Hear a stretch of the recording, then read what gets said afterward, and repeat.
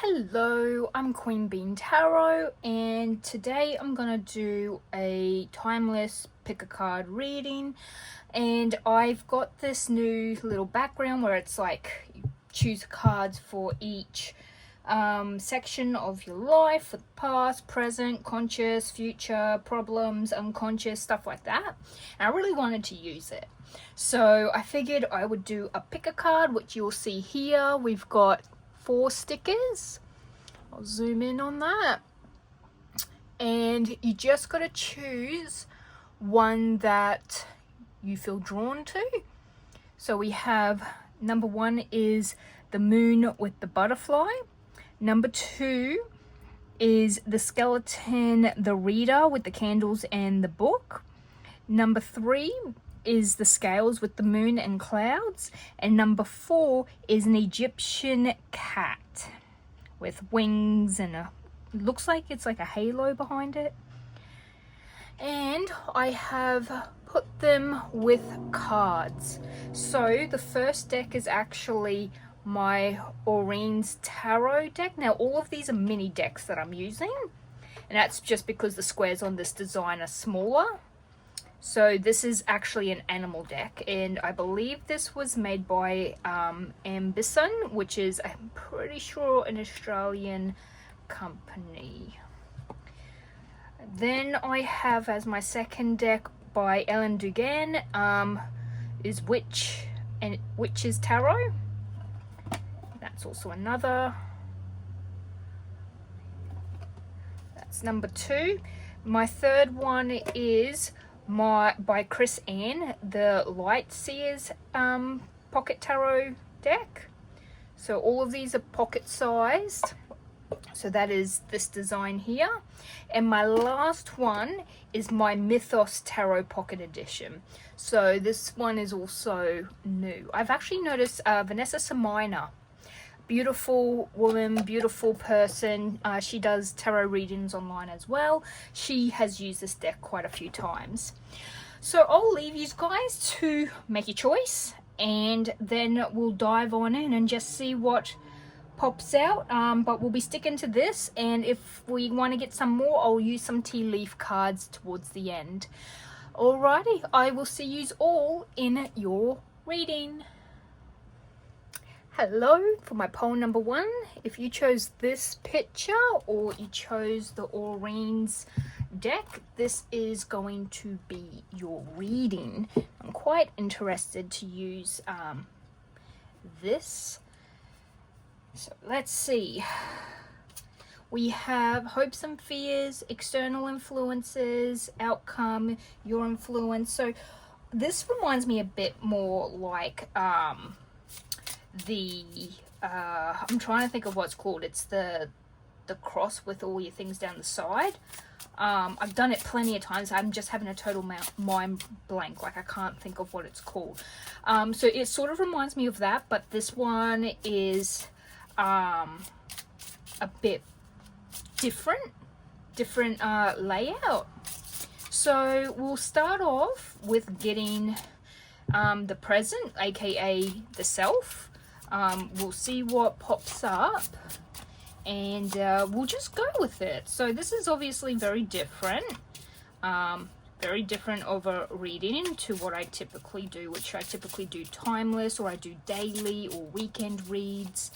I have done like monthly reads, and I will be doing a monthly read. A lot came out. We did do October monthly read. I plan on doing a November monthly read. It's going to be a lot bigger than my October one. But yeah, I definitely plan on covering a lot more. Okay, so the present is the 10 of Swords, which is actually a lot of anxiety, overthinking, fears, depression. This could be how you're feeling right now. The problem is the 9 of Swords. Okay, these guys have a lot of things popping up, it seems. So with the swords is your air signs. They do tend to be about, like, you know, mental issues. I feel like with with the 10, you're probably going through a lot of pain, a lot of sadness, or you feeling like that. Like, this could be from a medical condition, this could be someone hurting you or stabbing you in the back, it could be from a, typically if it was a 3 of Swords, I'd say it's a breakup, but you could have been, you know, someone KO'd you. You know, if you think of it as a game, like playing one of those games and like someone beats you, you know, you got totally obliterated, like their health is still at full and you're being defeated. So it feels like that, like they hit you in all the most vital spots, if that is indeed what's happened. 9 is obviously you worrying, you're suffering, like it's like hanging around you and you're overthinking it, and you're probably thinking, what could have I changed, what could have I done better, why am I so sad, and you're being really negative, you're thinking negatively about yourself, which is very upsetting. But when if someone has hurt you, then this is a natural reaction. If you are suffering from a lot of, like, this can show up when you're suffering from a lot of medical, like hard medical conditions, because it's so debilitating. And when I look at this card, that's probably one of the main words I hear is debilitating. You are stuck. You can't just remove the swords because you can't physically move. Like, if you look at this, I believe this is a star crown fish, then starfish. It's a crown starfish. They're not technically good. They eat coral. They're considered a pest. I know for the Great Barrier Reef here in Australia, we have to try and get rid of them because they kill, like they eat all the healthy you know, coral. They take all the nutrients, they strip them, and they leave them practically bleached and dead, and they're terrible, really bad. They're an invasive species. They're not naturally from Australia anyway, so they're actually really bad. So, but if you can see, like all of the legs and are like pinned down, and then they've got one straight through the middle of them, so they can't just lift up to remove one of the swords. Like, you feel it like a feeling of being stuck. You're fully you know, debilitated, you're stuck, you're disabled, you've been put into a spot where it's not so easy to get out of it, and definitely not mentally. It's not mentally easily to get out of. So someone could have put you in this. You could feel betrayed by your own body, like something bad has happened, or your own immune system has attacked itself, something like that. Like, you're like, damn it, and then you think, like, if only I had sought help earlier, if only I had done this, if only, like, and that's that 9 of Swords. It's the whole worrying. You can actually be losing sleep because of this. Maybe you're in so much pain you're losing sleep, or someone has hurt you so bad that you are literally beside yourself, and you are hurting so badly that it's to the point that it's affecting, like, your ability to eat, your ability to sleep. You are literally suffering. It's like heartbreak. You know, when you go through a heartbreak, you stop eating, you lose a heap of weight, you stress, like, your whole body feels it. It's not just, you know, your emotions, it's also mentality, spiritually, physically. Like, it affects your whole person. Now, I am going to get some conscious and unconscious, then past and future, and then we'll keep on going. So, but right now you're not in a good spot. I'm sorry to say that. So the Queen of Wands is your conscious.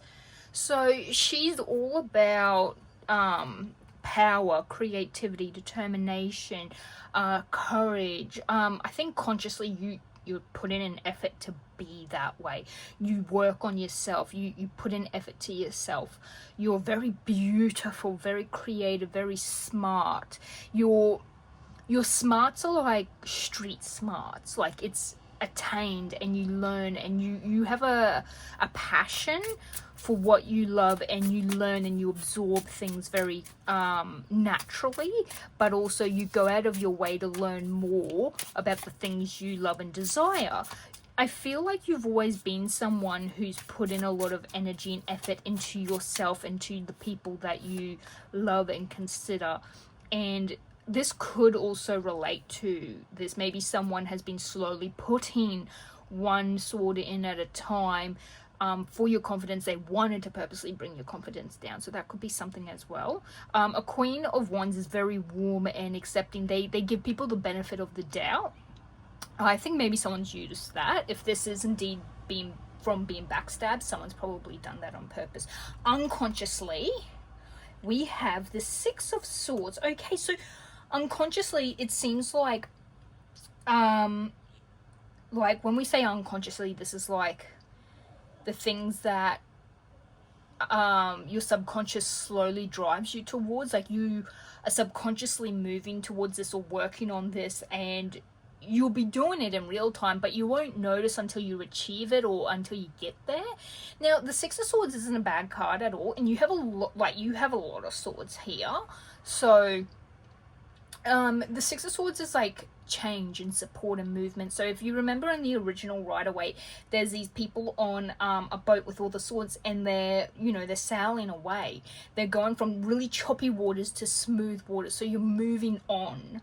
So your unconsciousness is probably trying to get you out of this possible situation. And I've got a feeling this is also you putting on your front. So this is what your consciousness views you. So this is how you view yourself. You are this. And this is probably true. But right now, this is sort of hindering you. Right now, you're feeling this. This is the problem. Maybe you're dealing with anxiety and depression, which is pulling down on you. It is like, I think people forget like that anxiety and depression from long-term stresses, it's sort of like a weight that you have chained around your neck, and slowly the longer you leave it, the more weight gets added to it, and it absorbs more like over time. So if you have a very stressful job, for example, and you don't filter it and you don't get to express it and get it off of your shoulders, that weight just keeps on growing the more and more and more, and the longer you work and the more stresses from that job that you put on. Just for example,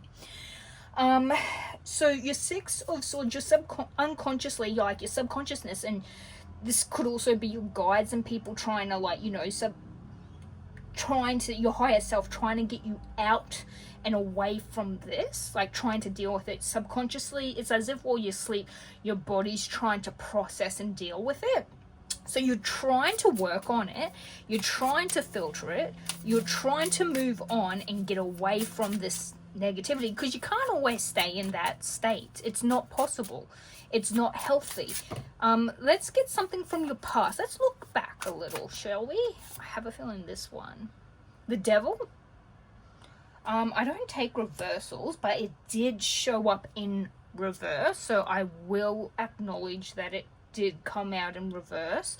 So when it comes to the Devil is about bad habits. I feel like you've moved a lot, like you've grown a lot. You've came from a very, like, you've recognized red flags, you've recognized toxicity, you've probably even left toxic people in the past. You've learnt your own red flags. You've grown a lot, and you probably don't think you have. I think especially right now, you probably don't feel like you've moved far, but you have. Trust me. Do give yourself a pat on the back. Give yourself some good mantras as well. They definitely help. If you say a good mantra every single day, it's a huge difference. It's a huge impact. I've been doing this for the past couple of months, and it's a huge impact, and it does boost up your confidence. It will get you back to you feeling like this as well, not just your consciousness. It's everything. It helps you out in every way. It's healthy. It helps when it comes to these sort of things trying to put you down, like anxiety, other people, jobs, stresses, medical conditions, like anything that's physically, mentally, emotionally pulling you down. Positive mantras and reaffirmations help out immensely. So you've came a long way. I feel like in the reverse, you could have felt really stuck, or like you were continuously repeating a pattern. Like maybe your bad habit was drinking, and then you were like, I'm gonna stop drinking, but it only happens for so long, and then you fall off the bandwagon, and then you restart sobriety, and it was like sort of like a repeat. Otherwise it doesn't have to be drinking. It can be anything. It could be overly spending, like I'm gonna save, but you save so much and then you blow it all, and then you're like, oh, I gotta save again, and then you save so much and then you blow it all. It's like a continuous repeat. but I feel like that's in your past. Like you learnt and you grew. Either you've learnt what your negativities were, or what your bad habits were, or what was keeping you stuck, and you've learnt and you've moved on. Like your past feels like it was something that was a burden, like it was like there was something that you did deal with. But your future is the Ace of Wands, more fire energy, new spark, new energy, new projects, new ideas and growth. There's a lot of things that the Ace of Wands can symbolize. It is passion. If you had, it's sort of like, it reminds me of the Magician. I was about to say the Fool, but no, the Magician. Like being able to manifest. So it feels like you're working hard and you have something that you've latched onto. Really strong. And also dragonfly, they used to be a creature that would swim underwater and live their life, and then one day they grow wings and they start flying. Like, if you know, like, metamorphosis isn't something that you notice in the present while it's happening. It's only something you notice when you look back. So like, I believe like it's the same as butterflies. And you happen to choose a butterfly, didn't you? Like the picture was a moon with a butterfly. So a butterfly's a caterpillar. It's got like heaps of legs. It's you know, it's a creepy crawler, and it decides all of a sudden its body goes, you're fat enough, time to you know, let's make a cocoon and sleep for a long time, and when you wake up you're gonna unfurl and have wings. You're not gonna know how to use them, you're not gonna know how to fly, but this is your new reality, and go do it. When the caterpillar, like the caterpillar doesn't realize it's going to be a butterfly one day. The caterpillar doesn't realize that its body's gonna break down into goo, like its whole body, all of its nutrients, it literally breaks down to a glue sort of mush on a cellular level, and then rebuilds. So it destroys its entire self and rebuilds. And it sort of reminds me a bit of like the tower. Like that whole tower has to come down so you can rebuild with a sturdy base. And that's sort of what it makes me think of.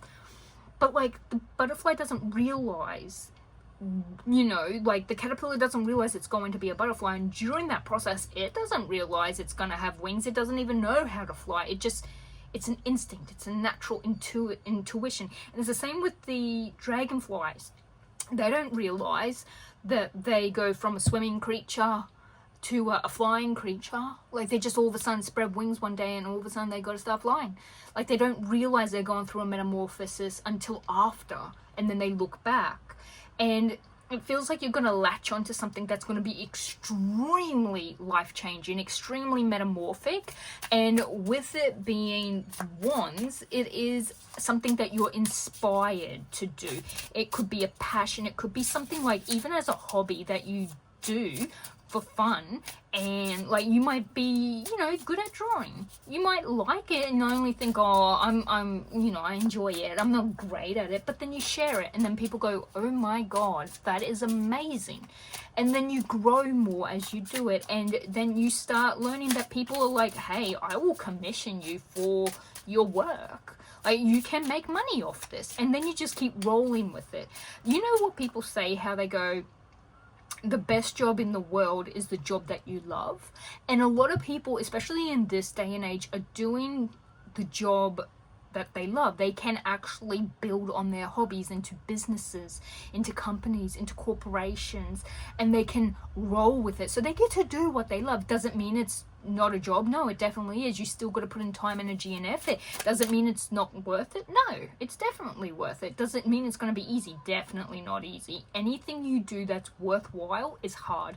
Losing weight, eating healthy, learning for an apprenticeship, studies, a job, taking care of a garden, growing your own produce, anything that will pay off or is worth it is not easy. It takes time and it's laborious. I've always had a saying and a thought, like this is something that I feel deep down in my core, is life is hard to maintain. Killing and death, destruction is easy. It's in an instant. But life is hard. It takes a long time. You look at it. to create a child. It takes 9 months, a lot of labor, a lot of energy, and then there's their whole rest of their life. Life is hard to maintain. Maintaining a garden or all that. You stop, in a week, it's all dead again. Death is so quick and easy. And while death is not bad, I don't view death as bad, some people do, but like, you know, destruction, the natural cycle of life, death is another step. That's why the card death in in tarot is not seen as a negative. It is the next step. It's like a new phase. It's a new cycle beginning. It is important, just like life is, but life is so much more infinitely harder, and that's why I say anything that is worth it is hard and laborious, just like life. Continue to live is harder, but is it worth it? It is. It really is. You get so much for the energy you put in, and that's with anything in life. So I have a feeling with this Ace of Wands, you're going to really reevaluate what your love is, what your passions are, and you might figure something out and roll with it. Let's look at external influences, like your world around you, the people around you, the way the world interacts with you, the way you interact with the world. We got 3. I'll take the top one. The King of Cups. Okay, so with the King of Cups, he's all about love and balance and creativity. So again, more creativity. The King of Cups does make decisions with their mind and their heart simultaneously. It reminds me of scales, like one side is your mind, one side is your heart, and you keep it nice and balanced when you make decisions, hence why you got flamingo here, balancing. They have a perfect balance and they make decisions based on that. I am going to keep these. The next one I was going to do is your influence, like what is your influence? So is the 5 of Swords, and your 5 of Swords is conflict and loss and indecision. You probably feel like you question things, or your influence on others is that you seek out all the information, so they might think of it as, you make conflict, or you're a very indecisive person. This could be what people think you are like in the world, like how you influence those around you. You make people think about things. I also consider, like, you could also be, you look at things like a glass half empty. You might just naturally see things that way, and it's not a bad thing. It means that you could also be, you look at, like, how, like, what's the worst thing that can happen, and then you think about it, but then you think about all the ways to prevent that or deal with that scenario. It's actually a very good thing to have. It's very useful. Not everyone can do that. So your influence is probably, you're more like a risk assessment kind of person. You consider all the risks, so you do probably think more on a negative side, or what's the worst that can happen. Now, with external influences, I think you actually have a lot of opportunities, a lot of creativity. I've got a feeling you're someone who, when you do something, you're good at it. Like, you probably, but I've got a feeling you're a very humbled person. It's not that good, but it's actually fabulous. Like, you're probably like, I'm an okay singer, and then, like, if you were to hop onto American Idol and you would qualify. Like, you're that good, but you're like, it's not that good. Like, you tamper yourself down, and you put yourself into, like, I'm not that good, or you don't see all the positivity. I think you're going to be working on that, and I think maybe perhaps your external influences, the people around you and the other people around you, they probably are trying to help you see that, but you probably have also been told that you, as a person, you've probably been told a few times that, like, you're such a negative person, or why do you only ever see the negative? I even think that you're probably like that with people. Like, if someone asks you to do something, like, you've always got to guard up, because you're like, what do they want? What are they chasing? You've probably, because you have the devil in the past, you could have dealt with people who only used you, or narcissistic people, or people with a lot of red flags, and you've had to learn to stop holding on to those people and to let them go, and now you're finally showing up for yourself. Okay, the 8 of Swords is your hopes and fears. Okay, so with hopes and fears, I don't like that they sort of flop them in together. but like, I think you're afraid of being denied. I think you don't like being helpless or feeling stuck. Hence, this could also relate to what you're currently dealing with and what your past was, and why your unconsciousness is all about moving, getting away, moving on, traveling, not being stuck. So I think you're afraid of being stuck, but I also think you hope to be unstuck, but you could also be afraid to step out of your comfort zone, to step out of what you naturally, like, you want change, but you're also scared of change. It's sort of given that feeling. I want one more card for this, because like, we can't just say everything you hope for is like, and everything you fear is one card. I don't believe that is a possibility. But yeah, I do feel like you have a lot of hopes, but when something, let's say like, you're like, I really love this job, it's so good, the pay's so good, I've done similar work, and you learn about the job, and you get an interview, and you get scared. Like, you actually get afraid, because you're like, what if I do get the job? Like, oh my god, could I do that job? Like, maybe I'm not good enough. Like, there are so many more other people good. Like, you want that, but you're afraid of it at the same time. You also have the Two of Wands. Okay, yeah, okay, you probably are very hopeful for the future. You have a lot of things that you want to do. You have a lot of, you love to set goals. You do like to take action, but when you get given something from that said action, you're most likely afraid to then take it. Like, you can get all the way up to, we'll give you an offer, and then you sort of freeze. I have a lot of, like, you like change, but you like your comfort. I'm getting a little bit of Taurus energy in this, just a tad, but I'm also getting some Sagittarius. So when a Sagittarius, they do self, like, they self-sabotage. That's the word I was thinking, self-sabotage. You love to grow, you love to travel, you love doing it all, but you also, you don't like to step out of the comfort zone.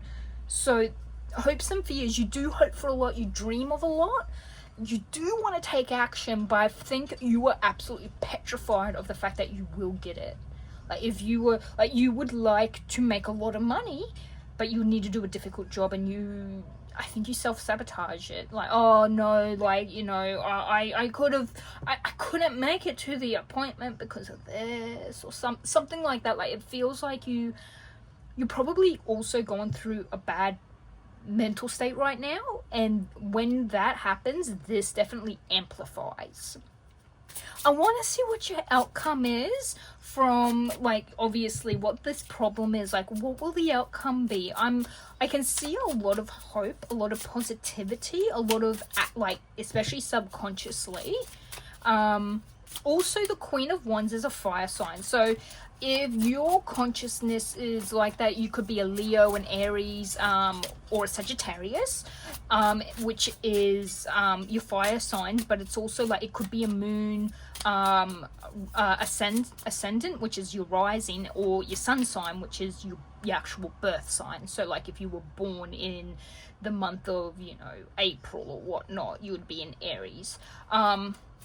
So yeah, I think, like, you have a lot of like, okay, I've got a few. I've got the Six of Wands, and I'm gonna take this one as well. So yeah, outcome. So okay, Six of Wands isn't bad at all. It's about success, victory, achievement. That's a brilliant outcome. The Moon, however, is all about your let me think. It's like the unseen, it's illusions, it's your intuition, it's pretty much all of that. It's all the unseen, the stuff that most people do not see, what most people do not realize. It's like a subconsciousness, which brings us to unconsciousness here. So I feel like you will be victorious. I think you need to delve quite deep into yourself to sort of grow that that unconsciousness and link up with it and work on it. Like, what do you really want? Because unconsciously we typically know what we really want, but not always.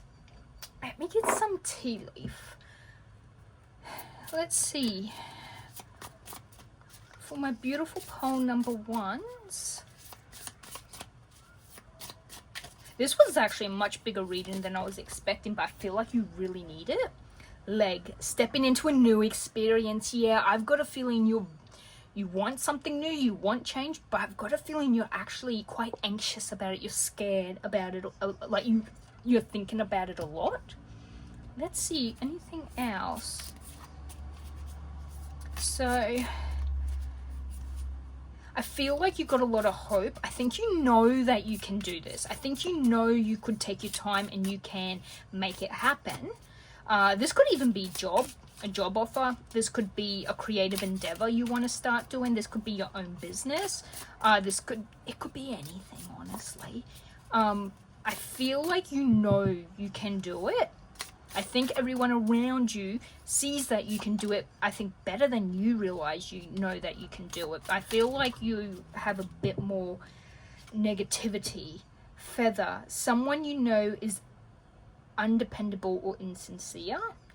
You could, that could be to deal with the problem. That could be the problem that probably has pulled down a bit more of your confidence and has caused a lot of this this sword energy.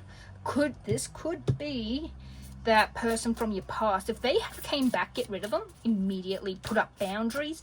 Oh, I dislike when that happens. And these are such hard cards to get. So I've split this deck into twos so they're easier to shuffle. Because when you're shuffling, it's when you can feel the energy between them all. Shuffle around and I can feel that one straight away. Chain of events that will affect your life. Now, I've got a feeling this is a positive chain, and you have the world in the background. It is really giving me the world feeling, like that. One more. I feel like there's just one more. I might get some timing cards. Ooh, temporary situation. Okay, so this person could be a temporary situation. This event could be temporary. The job offer is probably temporary. The change is probably temporary. Maybe it's time constraint. Let me get, I should have it here, or is it over here? Just give me 1 second. I gotta see if I can find, I'm pretty sure, is it this one? No, it's a different one. Oh, the hard thing of having all these. Just give me a second, I'll pause. I am back. Took me a while to get it, to be honest. Alrighty. So we have the Mystical Moon Divine Timing Oracle. So I just wanted to get a few of these so that we can sort of get an idea of timing. Especially, okay then. We have, two came out. You have the power to create the timing by action sometime in the future. So this, I feel like this chain of events is you're gonna sort of take an action whenever the timing is right. It's gonna be in the future. And I think I will also get you some of these. Now, these are a random deck I got. So yeah, they have little sayings and stuff. I've never used these. They're interesting. So let's see what we get. Just for my beautiful pile number 1.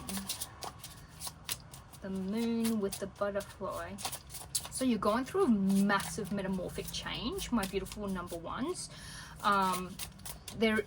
Do try and not overthink the change. If you do need to, what does help, like, if you're overthinking and starting to panic or anxiety, journaling can help. Seeking out therapists for medical help. I'll take this top one. can definitely help, especially anxiety is meant to, it's not quite fear. So on one end of the spectrum is fear, and on the other end of the spectrum is anxiety. And anxiety is pretty much boosts our adrenaline and sharpens our focus, especially when we're doing something we've never done before. That's like when you start a job, you might learn everything really easily because your anxiety is heightened, so you are absorbing everything a little bit faster because you don't know how to do stuff and you're anxious. So anxiety can actually be useful in certain circumstances, but if it's you've got an overabundance of it to the point that it's debilitating, like it stops you, that's when you need help and you need assistance to help you minimize the anxiety and to utilize it very healthily. I actually have a book I've been reading, it's really useful for this sort of stuff, like anxiety, fear, depression, happiness, like envy, like all your emotions, and it's called Mindfulness Meets Emotional Awareness, and it's by Jenny Florence. She's also on YouTube. She does the Moon Magic Weekly Tarot, like the readings, weekly readings. She's beautiful, beautiful soul, and that has helped me a lot. So if you have a lot of depression, anxiety, and it's not like a healthy amount, definitely give it a read. Utilize all the resources you have. I feel like that might be the first step for this chain of events. But we got this one, breathing. Maybe doing breathing exercises can help. What brings me joy? This card is about everyday little things that give the body a moment of warmth. Joy isn't always loud. It lives in the details. What did I feel today? What made me smile? What little things give me a sense of living warmth?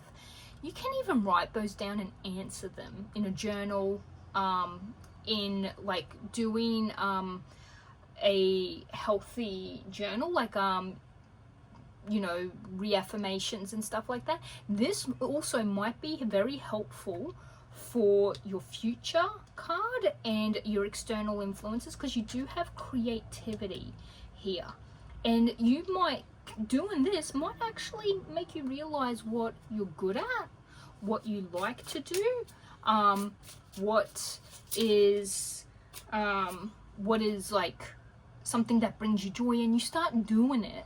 Might be knitting. You might start knitting and then enjoy it, and it might be very therapeutic for you and help you not overthink other things.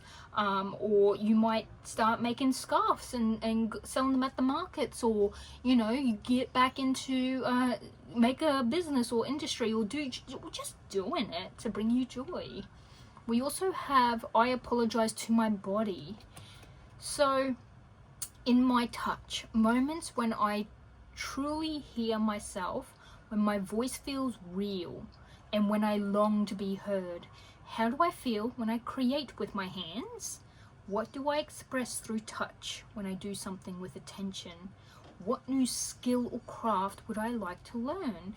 You might pick up something new and find out you're fabulous with it, and it could be doing something with your hands. There's something you've been thinking that you wanted to try, or you want to learn, go for it. Step out of your comfort zone, try something new. It seems like all the cards have been saying that, and it seems to be a start of a chain reaction.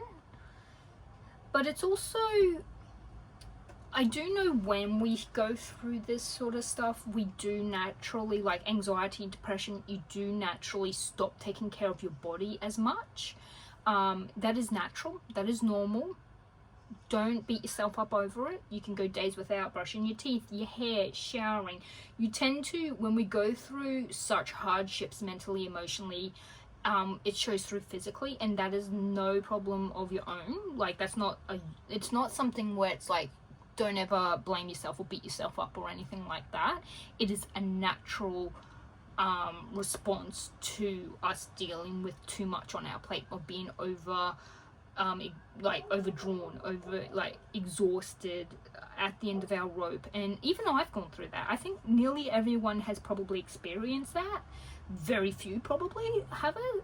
And it's normal. I just went 2 days without showering because I was in too much pain and I was in a downward slope, I was being the personification of a hermit. So I mean, it's perfectly normal. Just know that trying is what matters. And I have a lot of people state that between now and when they hop in the shower is their personal hell. Once they're in the shower, once they do everything, it's everything they've needed, they love it and they're happy. But in between is difficult, and that's normal. That is very normal. You don't understand what I'm talking about, then it's probably not for you. That message is probably not understandable. For those who do understand, you're not alone. I feel, ooh, I don't know if you could hear that. There's a lot of dogs in my neighborhood, and we are just a loud neighborhood, and this house is very loud. So if you ever hear noises in the background, that's just where I live. Oh wow, now we got a heap. Okay. So, like a heap, and this car just, a chariot. We'll sit that there because the cat won't slide off. We have I judge myself when. Okay. A card about the inner critic. Yeah. About how we speak to ourselves. Like I mentioned, we need to do reaffirmations. We need to boost our confidence. About the voice that sometimes closes the door instead of offering a way through. That is our inner critic. That is the person who tells you, you can't do this, you can't do that. You need to shut them up. that inner, no, that's not you. It's the world and the other people around you that make you like feel that way and think that way. In what situations do I judge myself the most? This is very, very useful. How do I talk to myself when things go wrong? This reminds me of this 5 of Swords. So I'll put that down here. Then we have hug me. Oh, I'll give you a hug, especially when you need it. It's, human connection and human contact, skin on skin, is very therapeutic. There are people who now do the whole hugging, like you pay someone and they lay down, they cuddle and they hug you, because it actually improves our anxiety, depression, our state of mind, our confidence. It helps. It's very therapeutic. So this card is about accepting yourself and your mistakes, about allowing yourself to be imperfect, and about lightness, even when things go wrong. What mistakes can I still not forgive myself for? This can help you to process it and then move on and realize. You might even learn some red flags about yourself you never noticed. This happened to me much later on in life. I had a friend who cut me off, no reasoning. I actually worried. I didn't get told I was cut off. She just disappeared, and she was living in a different city, and I was scared. She could have been dead in a gutter. I would not have known. And this is someone I talk to on a daily to weekly basis, someone who was so close. They were family. I knew their whole family. I knew all their animals. I knew everything. Known her for like 10 years or so. Just disappeared. And the next time I did see her, she didn't acknowledge me. I did notice her. But like, I feel like maybe I did have red flags, and I have acknowledged all my red flags. Maybe back then she needed to do that for herself, or there was something that was a red flag about me that she couldn't deal with, or she didn't want to communicate with to me. But yeah, I mean, you do what you got to, and I don't ever dislike her. I don't hate her. I don't blame her. You do what you have to do for your own sanity and your own health. If that meant cutting me off, then fine. I would rather her do that and be happy and healthy. But yeah, that's just an evaluation. So it's also, yeah, what mistakes can I still not forgive myself for? If I weren't afraid to make a mistake, what would I do? Please don't do anything illegal. That's the only thing I ask. So these are very deep, and you seem to have quite a few cards. Like, I feel like you've got because there is a lot happening for whoever this is manifesting for. I have the right to want. Yes, you do. I have the right to want. This card is about permission to want, not just material or bodily things, but emotional, soulful, real. It touches the moments when I quietly say to myself, I don't deserve this, and about reclaiming the right to dream. What desires do I dim down and why? What do I allow myself to want without justifying it? Am I over controlling my desires? just remember, when I tend to think, because I used to be like, oh, you don't deserve that, you know, this is your karma, or I used to dim it all down, or some other people did break my confidence down, and I stopped doing the things I loved for a very long time. So that is something that is important to recognize. But also, I used to listen, I still have that song. It's by Lady Gaga. You can do, oh, is it Lady Gaga? No, it's Sia. You Can Do Anything. I love that song. There's also a remake of it. Love it. I listen to it anytime I start getting doubtful, anytime I start saying, nah, don't do that, you're not good enough. I then play that song, because I need to nip that inner critic in the butt. So it does take energy and it does take effort, and I feel like you can definitely do it. I put on a mask when, okay. So rival, a card about comparison, about competition and rivalry. Sometimes it motivates, sometimes it destroys. Okay, this could be a devil card. If the devil card was about you, maybe your rivalry pushed too far is a destroyer. In what do I compare myself to others, and why exactly is that? Do I enjoy competing? Does competition inspire me or exhaust me? This could be other people that you know also putting you in a competitive sort of environment. Like I have heard a lot of times where parents compare all their kids, and their kids are literally fighting to have their wall up on the mantle, or their picture up on the wall above the mantle, or on the piano. I've heard that a lot. Like, if you're the favorite child, like, and it's so stupid. I think if someone does this to you, I'd say they're a toxic person, maybe to remove them.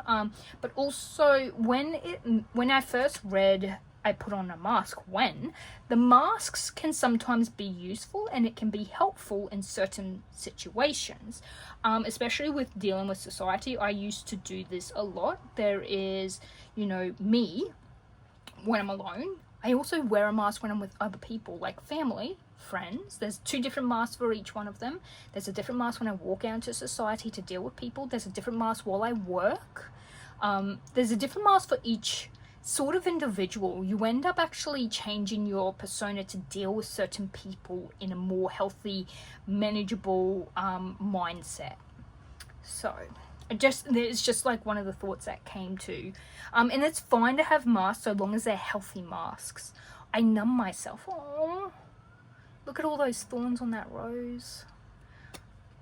I feel like this one's a really strong one. Fog. Intimacy is the permission to be yourself next to another. It's trust, bodily presence, and contact without armor. Do I feel tenderness and mutuality? What do I miss in physical contact with loved ones? How do I allow myself to be open? Yeah, there's a lot happening, and there's a lot for you to work on, I feel. The intimacy is the permission. So I feel like that definitely goes a lot with the mask. Like, you probably push the self down, like, I can't be intimate with this person, or I can't do this, or I can't do that, or I can't open up to other people because you can't even accept yourself. You have a lot. Oh my god, you have a lot, my darlings. Oh my gosh. But there is hope. In this one, like I mentioned, it's kept trying to slide off the top. It's the Chariot. So it feels important. It feels like you can see, like, there's the moons and there's the, oh, I can't even hold it. It wants to just keep taking off. So it's beautiful. It's a lovely card to have. I feel like you're going to go, once this chain event starts, it's just going to keep on going and going and going. So you'll be on a roll. And I think that's what you need, because I feel like you felt stuck for a very long time. But do know, I feel like initiation of doing all this internal work on yourself and looking at hobbies and joy and what brings you happiness and working with your hands and stuff is gonna be an initiator for everything. But yeah, for my beautiful poem number 1, this is what I got for you. This is it's a general reading, and I just went with the flow, so I don't even know what to make this title, but it's a general reading. And yeah, let me know if this resonates for anyone. Let me know if the timing at all pops up. There's a 34 and a 4. This equals 7, and 4 is obviously 4, so could be the 4th month next year or the 7th month next year. 7th of the 4th, 4th of the 7th. Next year's 26, 6, 7, 8, that's 8, yeah. So it could be anytime. I feel like it's less, like it's not going to be, like it's going to be within a year. But yeah, it is going to happen once the actions start happening. Pieces fall into place for you. So this is what I have for you, my beautiful pole number 1, leaving you with lots of love, light, and positive vibes, and I will see you in the next one. Bye. Hello, pole number 2. For those of you who chose this second sticker, the reader, the skeleton reading a book that looks like it's got runes on it, and or you chose the Witch's Tarot by Ellen Dugan. This is going to be your reading. So I have this map. This is what I did for pole 1. Pole 1 was a heavy read, and I ended up having to utilize a lot more cards and pull out a lot more. So we're just going with this. We're doing the present or the self, the problem. We're doing the conscious, conscious, unconscious, past, future, external influences, your influence, hopes, fears, and then outcome. I will also get some of these tea leaf cards to get some more context. And for the last one, I had to use a divine timing oracle because there did seem to be timing needed for theirs, and also I used, I don't know what these are, but they're like affirmations and stuff. There was a lot happening in the first pile. It was very heavy, so I've cleansed, I've stepped out of that energy, and we are starting with a new energy. So, beautiful pole number 2, the reader. I quite like that sticker. So, let's see. The present or the self currently. For all of these readings, I'm using mini decks, obviously, because this isn't really big.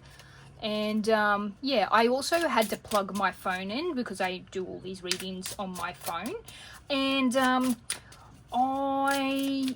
my phone does chew through battery rapidly when I do readings, so I've just plugged it in and I'm hoping it's charging. If it dies, I'm going to have to do a part 1 or part 2. Editing them and putting multiple videos together actually affects the format. This one, I can feel it straight away. Okay, so this is the self. I might, before I flip them all over, and I just done it, but this time I feel like I need to lay them all out first. I just feel like it has to all be done to get, like, and then we'll go together through it. You're conscious, you're unconscious,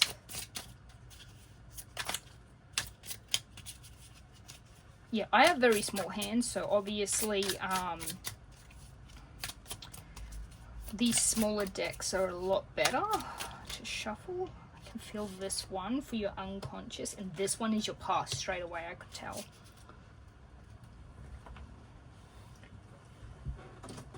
Just 1 second, we have people.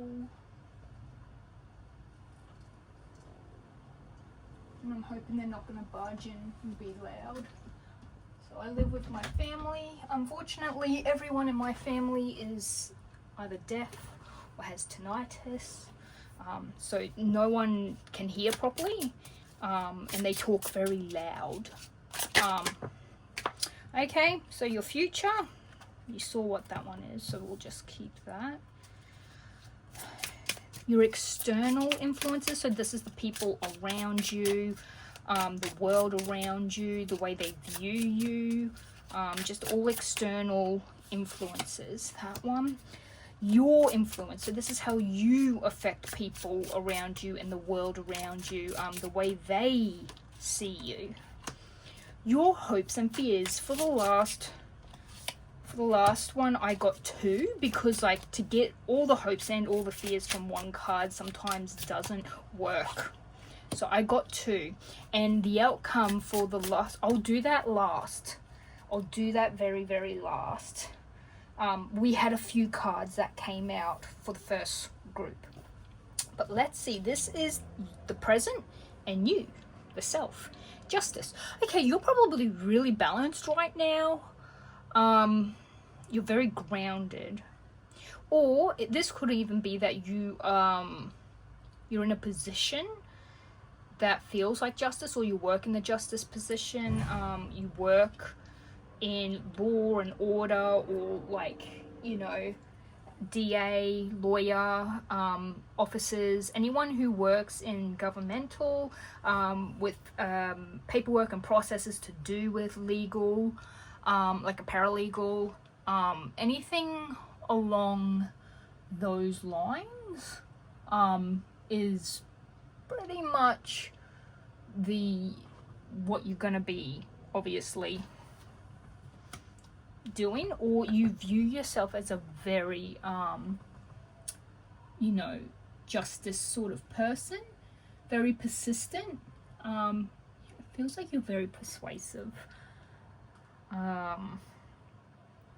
but at the end of the day I'm getting a lot of balance, a lot of, feel like you give people the benefit of the doubt, like until proven guilty.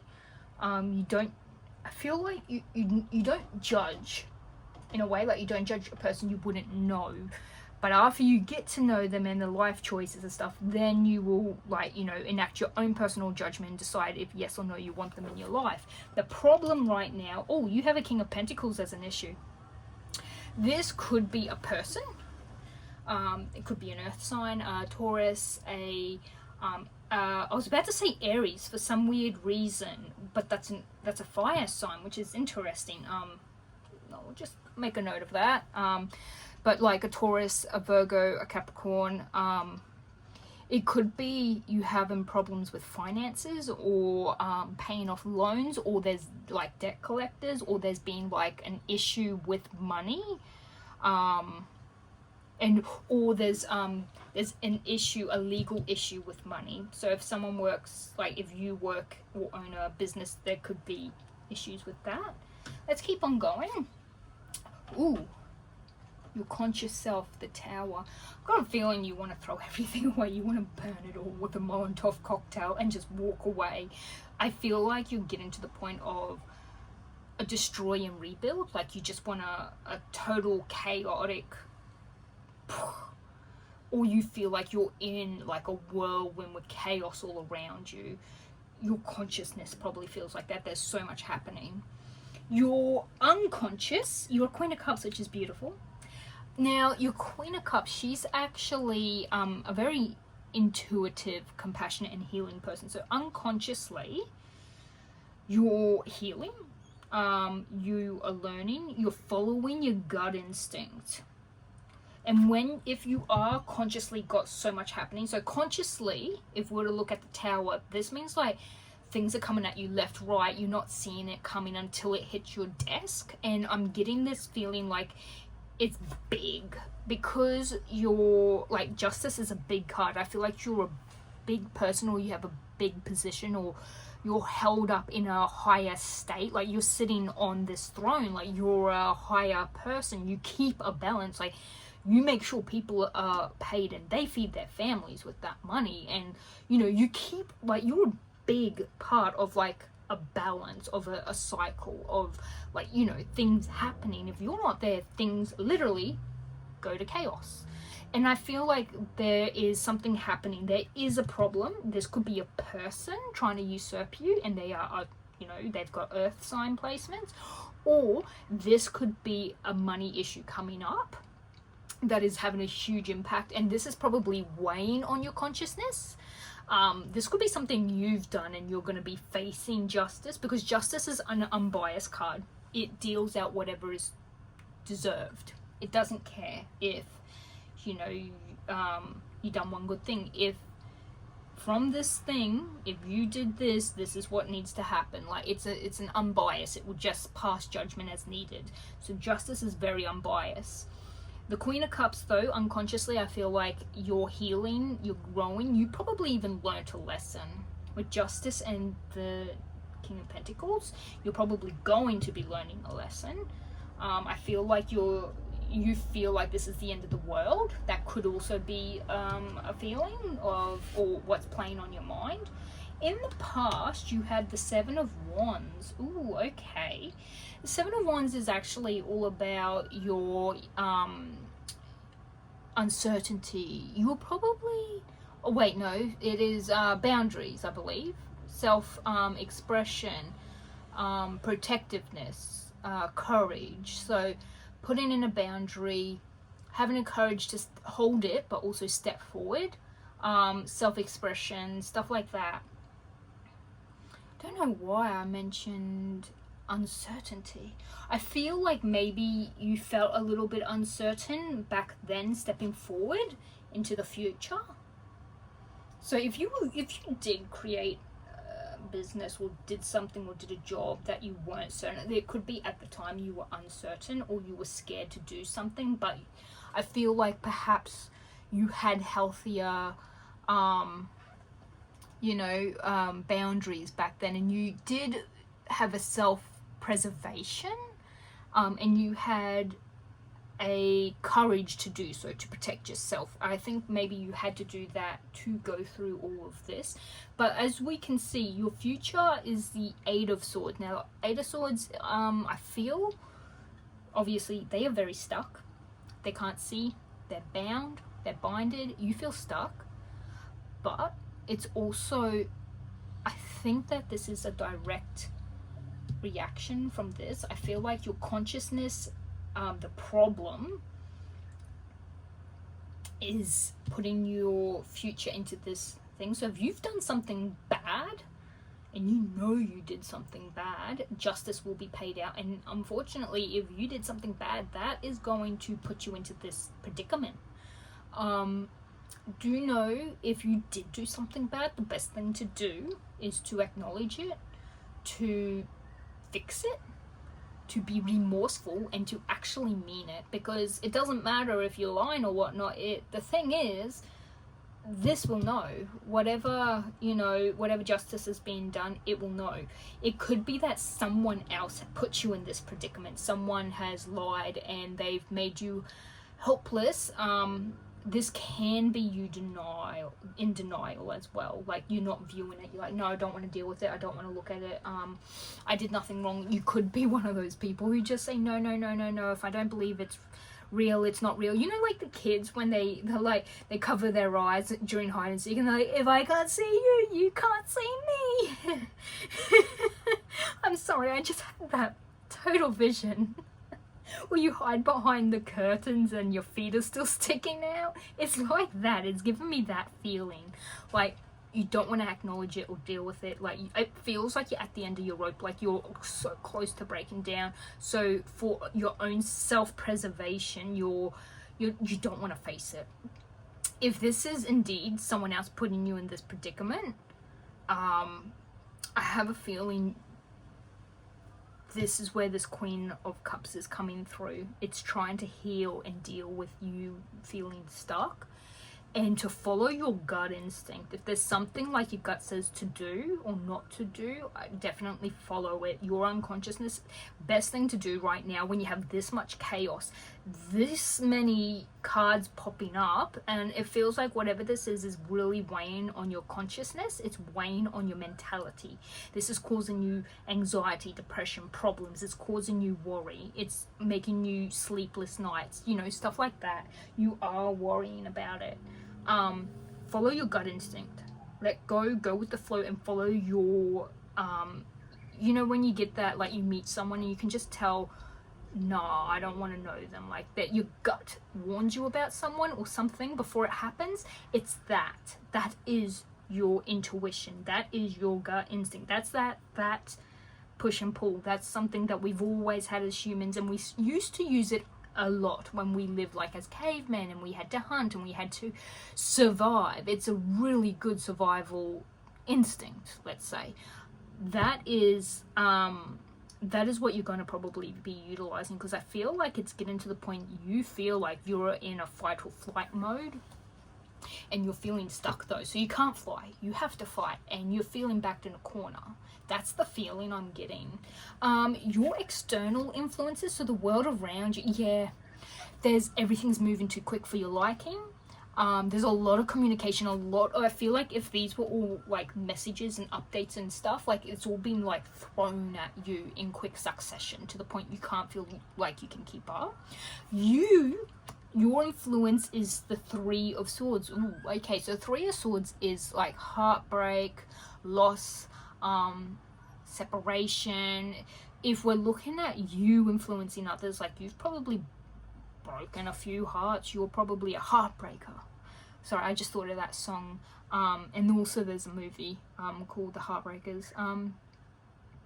It's even these, like, I don't know if these are like rotten or dead flowers, but it's very depressing. It looks like virus, like it looks like a virus, honestly. So yeah, your influence, so this is how you influence those in the world around you. I think people think you're toxic. People know to stay off your bad side. I've got a feeling you're a boss or something, or you go off really easily. I feel like people can't come to you to deal with negative things because you probably blow them up out of proportion, or they think that's what they think, that's what they feel from you. It could be that you're going through a massive loss and people know that, so when they're around you they feel that influence of, oh, don't tell him this or don't tell her this because she's going through a tough time right now. Like they see that, they feel that, so they know you're going through troubles, they know you're going through heartbreak, they know you're going through issues and problems. Like that's just the feeling I've got. Also, these two little like fairy things, they're making me think of, you know how you have the good, like the angel on one shoulder and the devil on the other shoulder? It's making me think of that. This doesn't have to be all negative though. When you put this in opposite, so instead of it being like loss, heartache, it's letting it go and moving on, and it's healing. So that definitely connects to this as well. You do need to heal and move on. Your hopes and your fears. So your hopes, yes, and your fears. Oh, okay, which is amazing because the Wheel of Fortune is your luck and stuff. The Wheel of the Year, they called it. So I've got a feeling there's all the seasons are on it. The Ace of Cups is having your cup full. Your cup is full and it's overflowing and you're happy. I think like that can also be the Ace of Cups can be a new relationship or something. I actually think you're probably scared to go into a new relationship, to feel that much love again. If you are definitely going through a heartbreak, then I'm very sorry for you. This could also be in the concept that like you've actually had someone pass and you had to go through the legal actions. You've gained money, but you're looking at it like, what good is all this money without that person? That's probably why unconsciously you're healing, why you feel stuck, you don't know where to go because you've lost someone, and why your brain is so all over the place. If that is the case, I'm very sorry for anyone dealing with that. That also makes a lot of sense with having a lot of communication happening. And all the staffs have flowers on them, and it's making me think of like weddings and funerals and stuff like that. Hence the heartbreak. You're missing someone and everyone knows that you were in mourning. That can be something. The Wheel of the Year reminds me of the life and death cycle. That I've got a feeling, I got the it's, life has to carry on. So even if someone passes away, you might feel like attacked, that why is everyone still so happy and continuing to live their lives when this person's gone? You could be feeling that and dealing with that. So that could be a fear to continue on with your life as well, to actually laugh and enjoy it when you know this person that you probably cherished really deeply is gone. I think it could be someone who helped you to build up yourself, your confidence, and your boundaries in the past, to help you out in the past. They're probably someone very important to you if this is the case for this very specific circumstances. I think you both are hopeful for a new love and to grow and to move on, but you're also afraid of the exact same thing. Most people are. Tends to be whatever your fear is also what you hope for, and what you hope for is also what your fear is, because hope and fear do work very close, hand in hand. If this could also be a breakup of a family. I'm getting someone, this is a very specific message. I'm getting someone has put up their boundaries and the family didn't like it, and it's broken up like a whole family to the point of there being legal and financial issues. Like, it could even be like you were around toxic people and they've said, remember that time I bought you this? Well, you were so ungrateful and stuff. Like, I feel like you could have narcissistic family members, or they're trying to blame you for breaking up family or for standing your grounds from the past, but now you feel stuck. Someone who was bad to you could have passed away, and even though you're not happy they're gone, you also didn't get to say your piece to that person. Like, I feel like there's something, this is giving me a very specific feeling right now. It's like, how do I say it? It's like, you know how a ghost has like they haven't fulfilled everything, unfinished business. That I feel like you didn't, like there's something unfinished and it makes you feel stuck. Like, it feels like you can't move on because it never got completed, and it feels like there's an inability to complete it. Like, there is something stuck and you need to figure out what that is to move on as quickly as possible. But you've got a lot happening, and I feel like you're gonna probably stick to this for a while. I feel like this is a huge change in your life, but it isn't, I'm not gonna say it's not about you. Like, it definitely is affecting you. I definitely feel like it's a big part of your life. I think you hope to move on. I think you hope to grow and to eventually, when it's your time, if this is about death, when it's your time, you have a lot to tell them in the afterlife. Like, when you finally get there, you get to explain the whole life you had. And I think they would be happy with that, whoever this person is, because if they did help you build up a boundary or become strong because they weren't the best person, then, like, I feel like something about bygones be bygones, if that makes sense. This is some things are coming through very specific for this one, and it's actually starting to give me a headache. I'm getting so many things coming through my third eye right now. It is very painful. So the Queen of Swords. Okay, your outcome. Yeah. Okay, that makes a lot of sense. The Queen of Swords, okay, I say she, doesn't mean you're a woman or whatnot. And typically I would say I would get probably another one, but I feel like this is extremely direct and straight to the point, and that is definitely the Queen. I feel like to move on, to grow, to continue to deal with a lot of this heaviness that you've got, and you do go through quite a lot. I mean, you have a tower showing up. Even when it shows up, you have to acknowledge that that is chaos incarnate, and that is a change, and that is something that is out of your control. Even if you're consciously feeling like that, that is something out of your control. You feel like you have no grip over your thoughts and what you're dealing with, and everything that's happening. But yeah, the Queen of Swords, your outcome, she is very intelligent. She uses communication, and there is this card that's also about communication. She cuts out all the BS. She cuts out everything that doesn't serve her. She's objective. So she puts her emotions here, her thoughts here, what has to be dealt with here, and she objectifies it. And she decides on, and I think a lot of people do this when they go through like heartbreak, an extremely emotional, compromising situation. It is incredibly, it's a protection measure. especially when we are feeling too much and we're dealing with a lot. But I also think from all of this you grow, and this is giving me this is making me think of the Justice card. It is, because she's holding up a sword and she's holding up a sword. It's making me feel like you get to back to being close to yourself, like you end up, because this is also the self. So if, you know, this is just the present, what you're dealing with, I feel like you get, the outcome is you grow and you learn, but you get back to the closest version of yourself.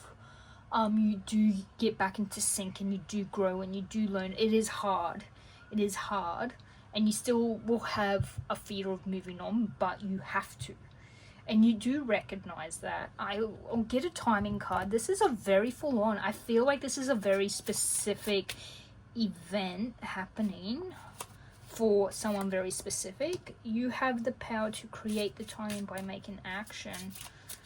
That could be for whoever was dealing with a business sort of thing. So if this is like you've done something bad and you're facing consequences and it is business, a lot of communication for that. It could be that people walk on eggshells around you. And you also got the Ace of Cups and the Wheel of Fortune, the Wheel of the Year. I keep thinking Wheel of Fortune.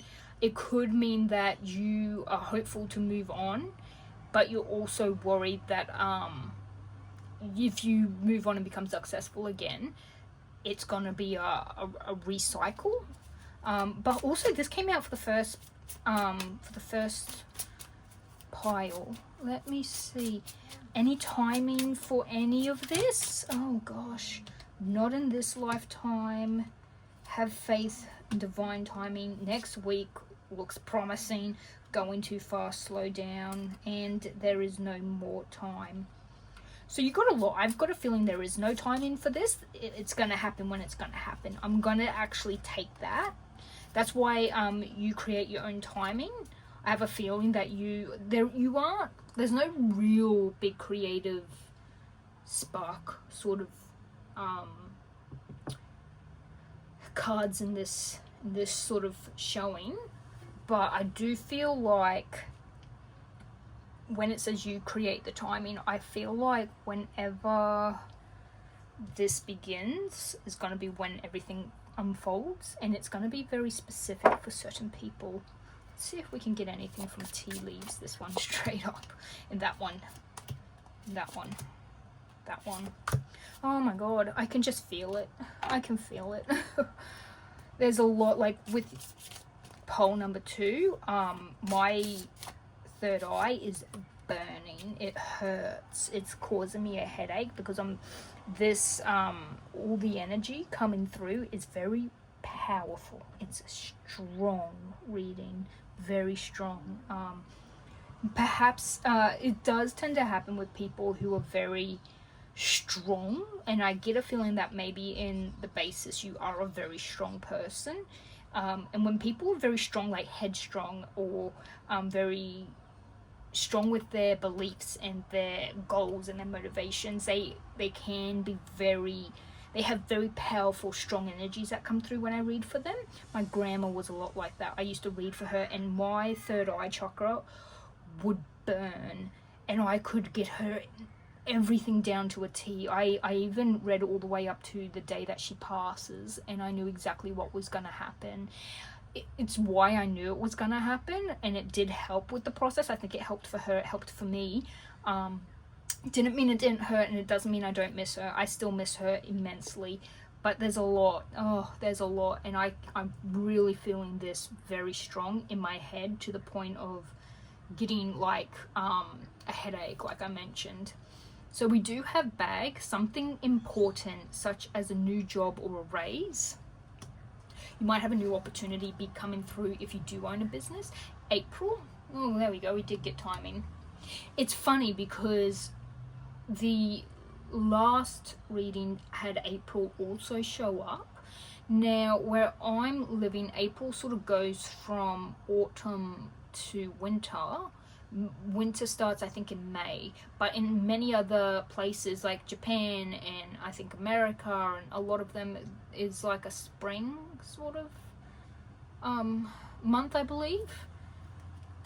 We got crib. Okay, birth or conception of a child or enterprise. You might have an idea of a new enterprise, or you might be having a child. Broken bridge, unsuccessful outcome to a problem. That could definitely be what's happening here. If someone is losing a child, like if someone has lost a child and it's very heartbreaking, I'm sorry for that, but that is something that I am feeling as well. Great worry over nothing. Worry over nothing. Maybe it could be you have a, what's the word, like, you know, it's like a close call, or it's like you thought it was worse than it was, or what's the word when you jump the gun? I'm getting that. Oh my goodness, my head. Oof. Number 2, if someone is resonating with this, I'd really appreciate it being put in the comments, because this is a very powerful, a very, very, very powerful reading. And yet there's so many, because I'm trying to get it for everyone. It is a general reading, and I feel like there's a few people where it's like very strong readings coming through, like you need to know about it, and I just keep getting smashed with all these words and visions and stuff. And it's like, I feel like if you have a higher self or a spirit person who's looking out for you, they're just like, say this, do it now. And whale, obviously. Great worry over nothing. I'm getting that this could be a false positive or a false negative. Yeah, I'm getting a false positive or a false negative. Okay, I'll set that one up there. It could be that you could have started something new, and you think you're getting cut out or something, and you're breaking a bridge with someone because of it. Or there's an over-exaggeration about something. Someone could even prank you in a horrible way, which causes a lot more issues than they realize. That's just something for a few people. I want to get one card just for this 8 of Swords, something that might help you.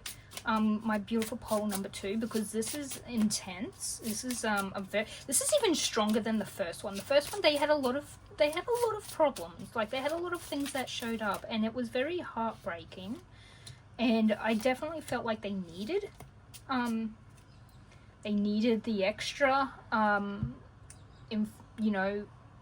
help, and they needed the extra words, and they needed the extra, like, everything. They needed all that extra. Like, they need help. They need extra reaffirmations and extra words and extra time.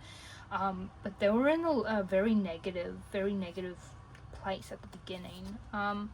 So this one is Hug Me. Now this one also came out in number 1. I have the right to want. This card is about accepting yourself in your mistakes, about allowing yourself to be imperfect, and about lightness even when things go wrong. What mistakes can I still not forgive myself for? If I weren't afraid to make a mistake, what would I do? Now, if this is indeed you've done something naughty and you're going to be facing consequences, maybe that's going to help. So I feel like there's definitely quite a few people getting these. I also got Believe in Myself and the Hidden Me. So Believe in Myself, who I want to be. A card about a holistic vision of yourself in the future, about imagining who I want to become without limits or compromises. Who do I want to become? What do I imagine for myself 5 to 10 years from now? What in me already matches this version? This actually reminds me, it was in a different reading. I couldn't even tell you which one. I think it's like one of the daily readings I put up, or I remember saying, like, the future self that you envision, you're aiming for it. Make a vision board and aim for that. And I've got a feeling that's this Queen of Swords. I feel like you're aiming for this, or to get to there, or to be there again. Like, it could be that you have a bit of a past vision of yourself and you want to grow into that, but a new version of that is actually very healthy to do, to envision what you're after. And then I had the Hidden Me. I hear myself moments when I truly hear myself, when my voice feels real, and when I long to be heard. In what moments do I hear myself most clearly? What helps me speak from the heart? When do I feel the need to be the center of attention? I instantly imagined, like, I got a picture of a man in a suit in a board meeting talking, like standing up and talking, like, and it was very powerful.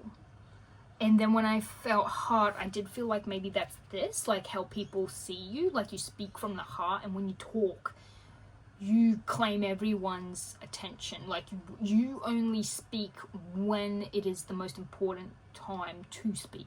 So hence why people listen to you. I feel like you're a very powerful person, which makes a lot of sense with how I'm feeling.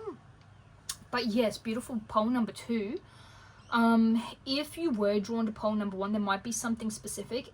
People do have multiple things happening all at once in their life. So like right now I have health issues, but I also have jobs I'm looking for, and I've also got creative things I'm doing, hence this. So there's multiple things that are happening simultaneously at the same time in our lives, because our life isn't just one thing. It's like when people say timing is multifaceted, it's not linear. That's how I feel with this, and I feel like perhaps someone or multiple people had something in pole number 1 and something in this pile as well. Especially considering so many of these cards showed up, different decks, totally different decks, but a lot of them showed up at the same time. And I also had a reading done for me, and April showed up for me as well, and that was by Firefly Tarot. She's fabulous, she's beautiful, and sometimes she gets deep into her readings to the point she doesn't even remember them later on, and that's what I'm feeling with this one. Like this one is really pulled me deep into it, hence the headache, the quick like words. And you probably notice I chop and change really quickly. It's because so much is coming through. I'm seeing visions, I'm hearing things, I'm getting a lot. No, I didn't have this with the first pole at all. Pole 1 was a bit more softer. It was a bit more open and vulnerable in a way. But yeah, for my beautiful pole number 2, this is what I've got for you. Please like, comment, share, comment if any of this resonates, how it resonates.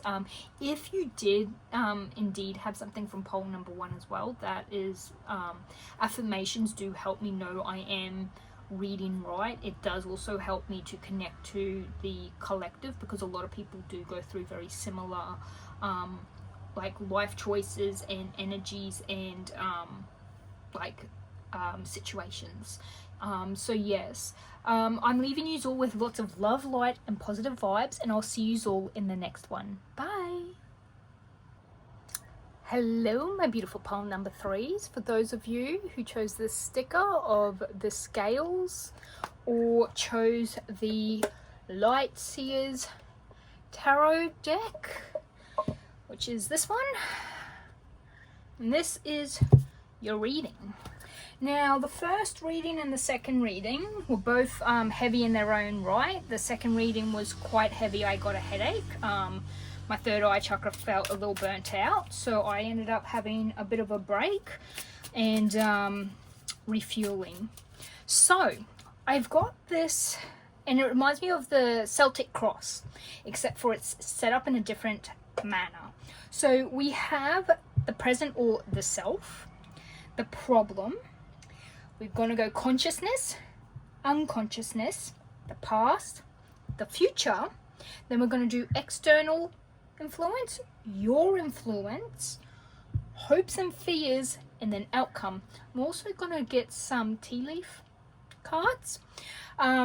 For pile 1, they definitely needed a divine timing.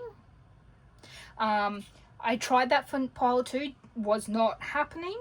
And I did use some of these, which is like, they have different like affirmations. They're really good for mental focus. They ask you questions.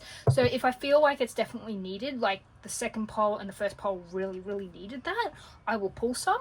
But yeah, that's only if it's needed. So let's start off. So, the Light Seer Tarot. Now, I'm using mini decks so that the cards can actually fit in here and you can still see the writing. I think I bought this for like $10 off of like Etsy or something. So we got 1, we got 2, we got 3, we got 4 and 5. Before the first one, I flipped them all over. The second one, I done this until I got to the outcome. I'm just using my intuition to pull these cards. The hopes and fears. For hopes and fears for both of them, I grabbed 2 cards just so we can get, because everyone's got multiple hopes, multiple fears, and a lot of your cards can be both. I'm feeling I should grab an outcome right now. There you go. I feel these 2 as well. So I'm going to pop all of them on the outcome. I just feel like this is the best thing to do. So I'm not like actively channeling. Because that was very intense before. So my beautiful poll number 3 is you guys chose the sticker that has like the scales. It makes me think of Libra. It's in the night sky with a beautiful moon, some clouds. It makes me think of the moon card, the, you know, justice card, and like a lot of, you know, a lot of balance, fluidity. We have the star for the self and the present, which means hope. We got a lot of hope, being good fortune, faith, happiness. Like you're trusting the guides, you're trusting faith, you're trusting the universe. You're quite a spiritual person. So this is either presently you're hopeful for something to come your way, or you're waiting. I feel like because she's on her knees sitting there watching, looking up, she's waiting. She's quite, the person seems to be, I think they have faith that it's going to happen. Whatever it is that they're waiting on or are hoping for, they know it's going to sort of happen. This sort of makes me think of like when you have a twin flame. So twin flames is like, it's like your magnet. And your twin flame is designed and utilized, like, so everyone has a twin flame, and they're meant to help you notice the negativities and the bad things in your life and to grow and learn and become better from them. So they're meant to like bring out your negativity and show your bad side so you can learn and grow and, you know, become a better person. And then when both of yous are on the same page, that's when you're meant to come together. But typically yous are on the same frequency when you come together, and that's when your negativity and your bad things show up and you learn you need to work on that. When yous aren't on the same frequency, that's when yous tend to be able to come together and yous feel magnetically pulled together. That's just what it's making me think of. I feel like you've done the work but you're waiting for the other person, and I feel like you've been waiting for a while but you still have faith. This could also be you are just a very spiritual person. This could actually just be the embodiment of you. You are a kind, faithful, spiritual, open-minded, you know, person. You probably have a lot of good fortune and happiness in your life. You're probably more of a cup half full kind of person.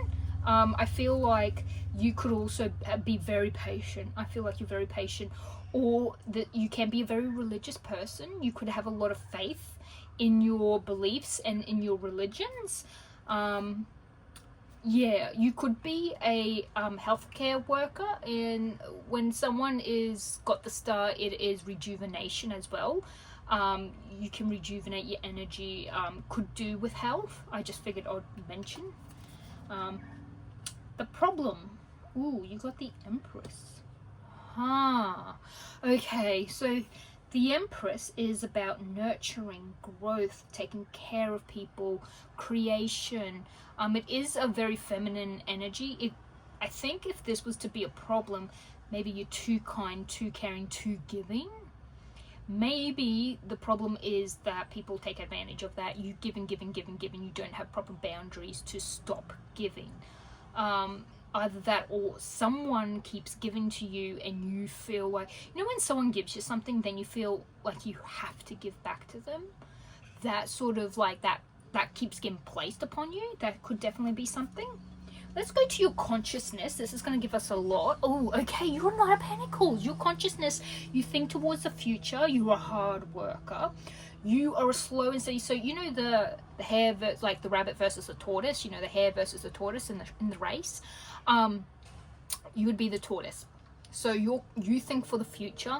You also think financially. I've got a feeling you're a very, like, you write a lot of budgets. You would stress if you're short in money for a bill. I feel like maybe it doesn't mean you have to be brilliant with money. I feel like every person has made at least some bad choice with money once before in their lives. But I think that you think towards the future and you sow the seeds. See, like, this is like leaving all these seeds. And you're just looking towards the future, but these are going to grow into something later on. So you really build towards the future. You're a very forward-thinking person, and I feel like you've got like a good super. You've got like or a good 401k. I think Americans call it.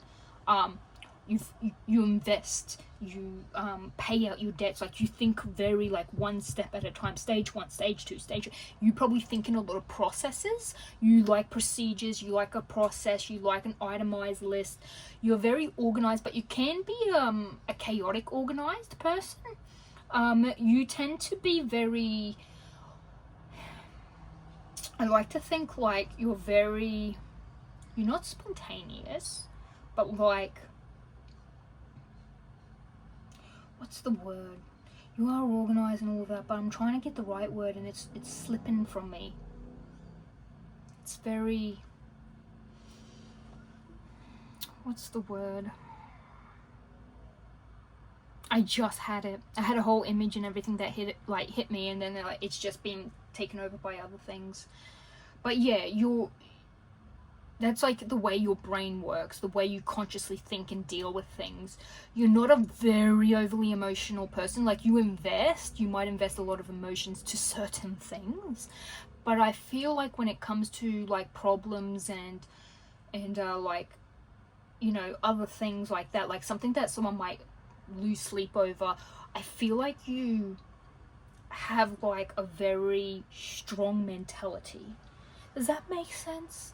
Like, it doesn't slow you down, it doesn't worry you. Like, yeah, you think about it, but you will not let it slow you down. Like, you're so driven.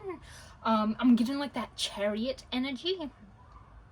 Yeah, like your brain, your mind, your consciousness, you have your ducks in an order. You're very, very organized, and you seem to have everything well established. Maybe you'll consciously think like this because you have others that you must take care of, and it's to the point where you're thinking, when does me giving them care stop? When do I finally get to put myself first? That could be something that is coming up for very few. Okay, unconsciously, yeah, your unconscious and your conscious seems to be pretty well aligned. You're a very organized person. Your Ace of Pentacles is growth, it's wealth, it's materials, it's like, you can see these roots. I'll show you. Can you see the roots like growing through their fingers? So that makes me think of slipping through your fingers, but I feel like nothing that slips through your fingers is without reason. Like, everything that does slip through your fingers, you yield from. Like, it grows eventually, or you gain from it again later, or it comes back around. What goes around comes around. I feel like subconsciously and consciously, I feel like you're a very emotionally mature person and mentally strong person. I feel like you know what you want, you know what you got to do. You have, it's like as if you've already had, like, I feel like this is probably someone who's older or someone who's just mature, someone who's had to grow up fast. That's the feeling I'm getting. Like, you are already a well-established tree with very strong roots. Like, it's like you've had to become that. It's because unconsciously and consciously being so closely connected isn't as common as people think. Like, typically these are polar opposites, or, you know, this has something to do with like your intuition, or, you know, like it's very like it tends to be on polar opposites. One's like day, the other one's like night. But for these to be quite well aligned. So maybe consciously you think forward the future, and unconsciously you're very present, you're very right now.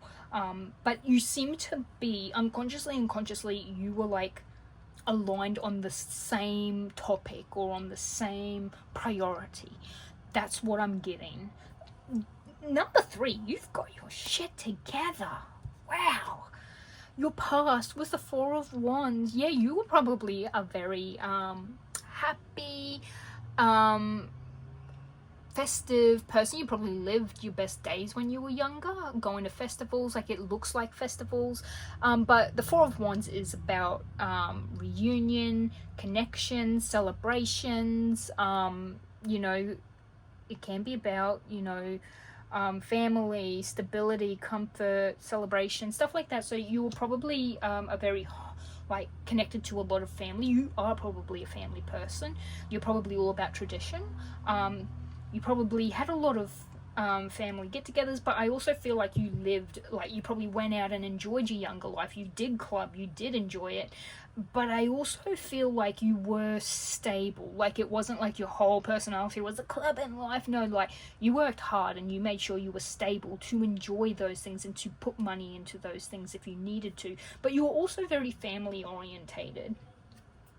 Your future is a 5 of Wands. Okay, now 5 of Wands is it's about disagreements, conflict, competition, but also being ambitious. Now if you remember in the original Rider-Waite, like the people are trying to put it together and create like make them all connect and work together, but it is in a competitive sense.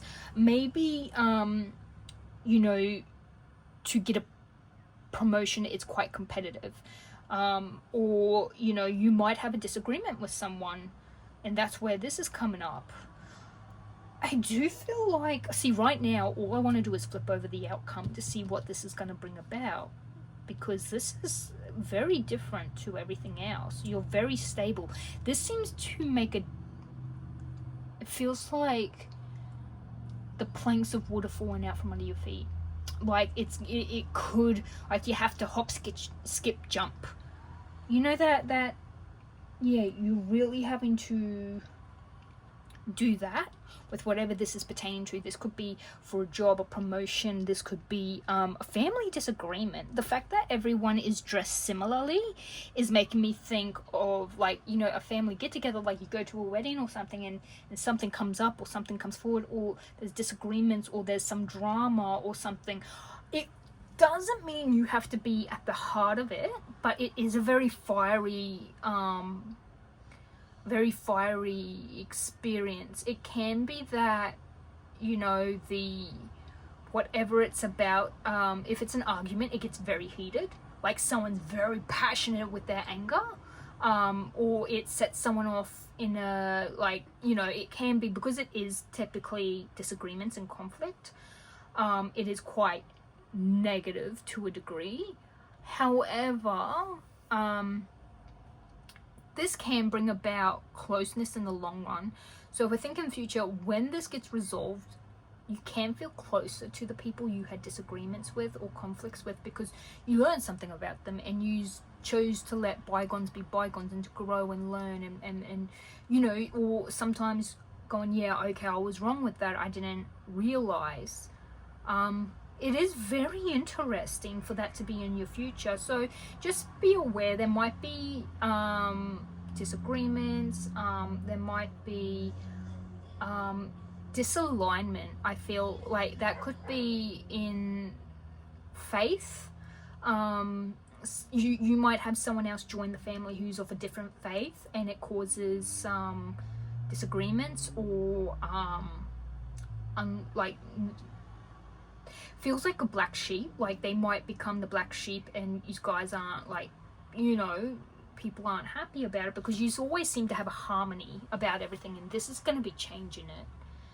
Let's get external influences. So this is about, like, the people around you, the world around you, other people influencing you, external. Ooh. Oh, okay. Alrighty, 7 of Swords. I'm not a big fan of this card, but it's only because for a long time it kept popping up for me, but I didn't know what it meant. So it's about like illusions, uncertainty, someone being sneaky, something unseen. That's why the illusions, like there's something you don't see. Someone tiptoeing, someone not being truthful, honest, someone playing a prank. I always get that feeling, like the fact that they're knelt down and they're under the moonlight, they're sneaking through. It reminds me of a burglar, you know, like from like the old cartoons, how they're like, and they do all the spy stuff to get in and get to the safe and stuff. Like, it gives me that feeling. So I feel like someone in your vicinity is being untrustworthy. They have their own what's the word, like their own priorities. They've got their own if you know the word, you probably thought of it immediately. I've got a feeling whoever this is for thought of it immediately. There's someone not being honest or truthful. They're telling you white lies, and they're moving in the shadows. Yeah, no, that's happening quite. That's what I'm feeling. And like, I feel like, see how there's a crow here? Like, all I can hear is a crow going, mark, like, mark, mark, like, because they're quite loud. And its mouth is open as if it's cawing right now, but it's like, the picture's obviously not making a sound because it's a picture, but like, I feel like it's saying, look here, like, this is what you don't see. So it could be you learn something about someone, or you could feel, you might suffer from paranoia. You might think the worst of people, or you know how people who suffer from paranoia, they if there's a car that's in there and someone's sitting in the car and like, why are they sitting there so long? Are they looking at me? Are they casing the house? What the hell are they doing? Are they going to come back at night? You know, you think of all the worst and you worry. It turns out they're taking a phone call in their car. But like, you get what I mean. That could be it. Like, you could be paranoid, and you think about that with everyone in, like, you think about that about the world and the things around you or the people around you. But this is feeling more like someone is being sneaky, someone's working in the shadows, someone's got an ulterior motive. You, your influence, so this is how you influence the world. This is what you, the people around you, what they think of you, you know, from what you do and what you say and who you are and how you act. The Hanged Man, okay. So when we get, obviously, the Hanged Man, so it's about slowing down, letting go. It's like pausing, like taking time, changing your perspective. This, however, can be sacrifices. But I also feel like this is a bit of enlightenment, because like, you can see how the light is right there where their head is.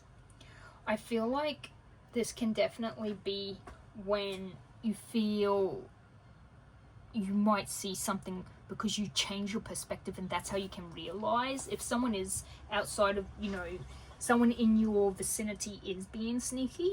I feel like you will see it. Like, the person you are, you also might make other people around you see the things that they wouldn't typically see, because you're very hyper aware of people in your vicinity.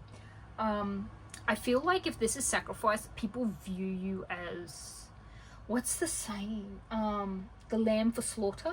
Like, they can keep using you. That might be exactly what it is. The people around you, because of who you are and how kind you are and stuff, they might actually view you as, oh, we can just keep taking. They'll pay it. I mean, they're such a pushover. They're such a bleeding heart. Like, they can just keep giving us because, you know, you get viewed as a sacrifice, a hanged man. They can just use you whenever they need to. Oh, deep pockets. They don't care.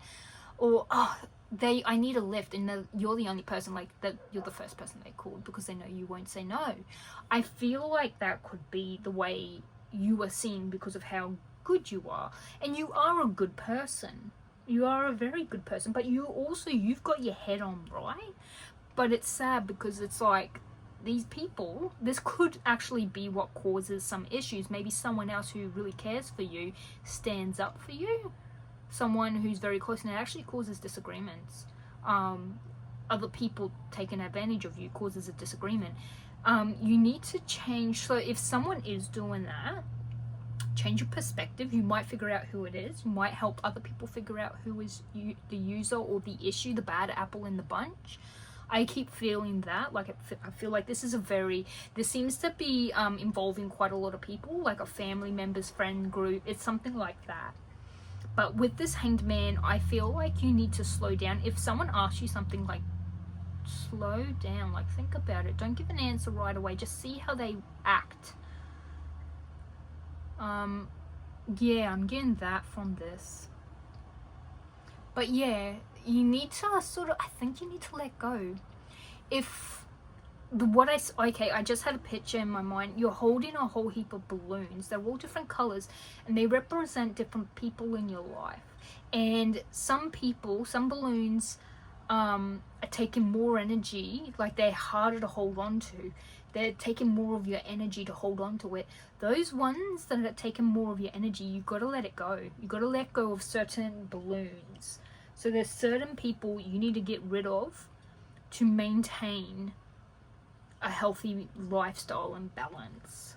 That was just an image I had. Someone holding all these different colored balloons in their hands, and they're all attached by strings.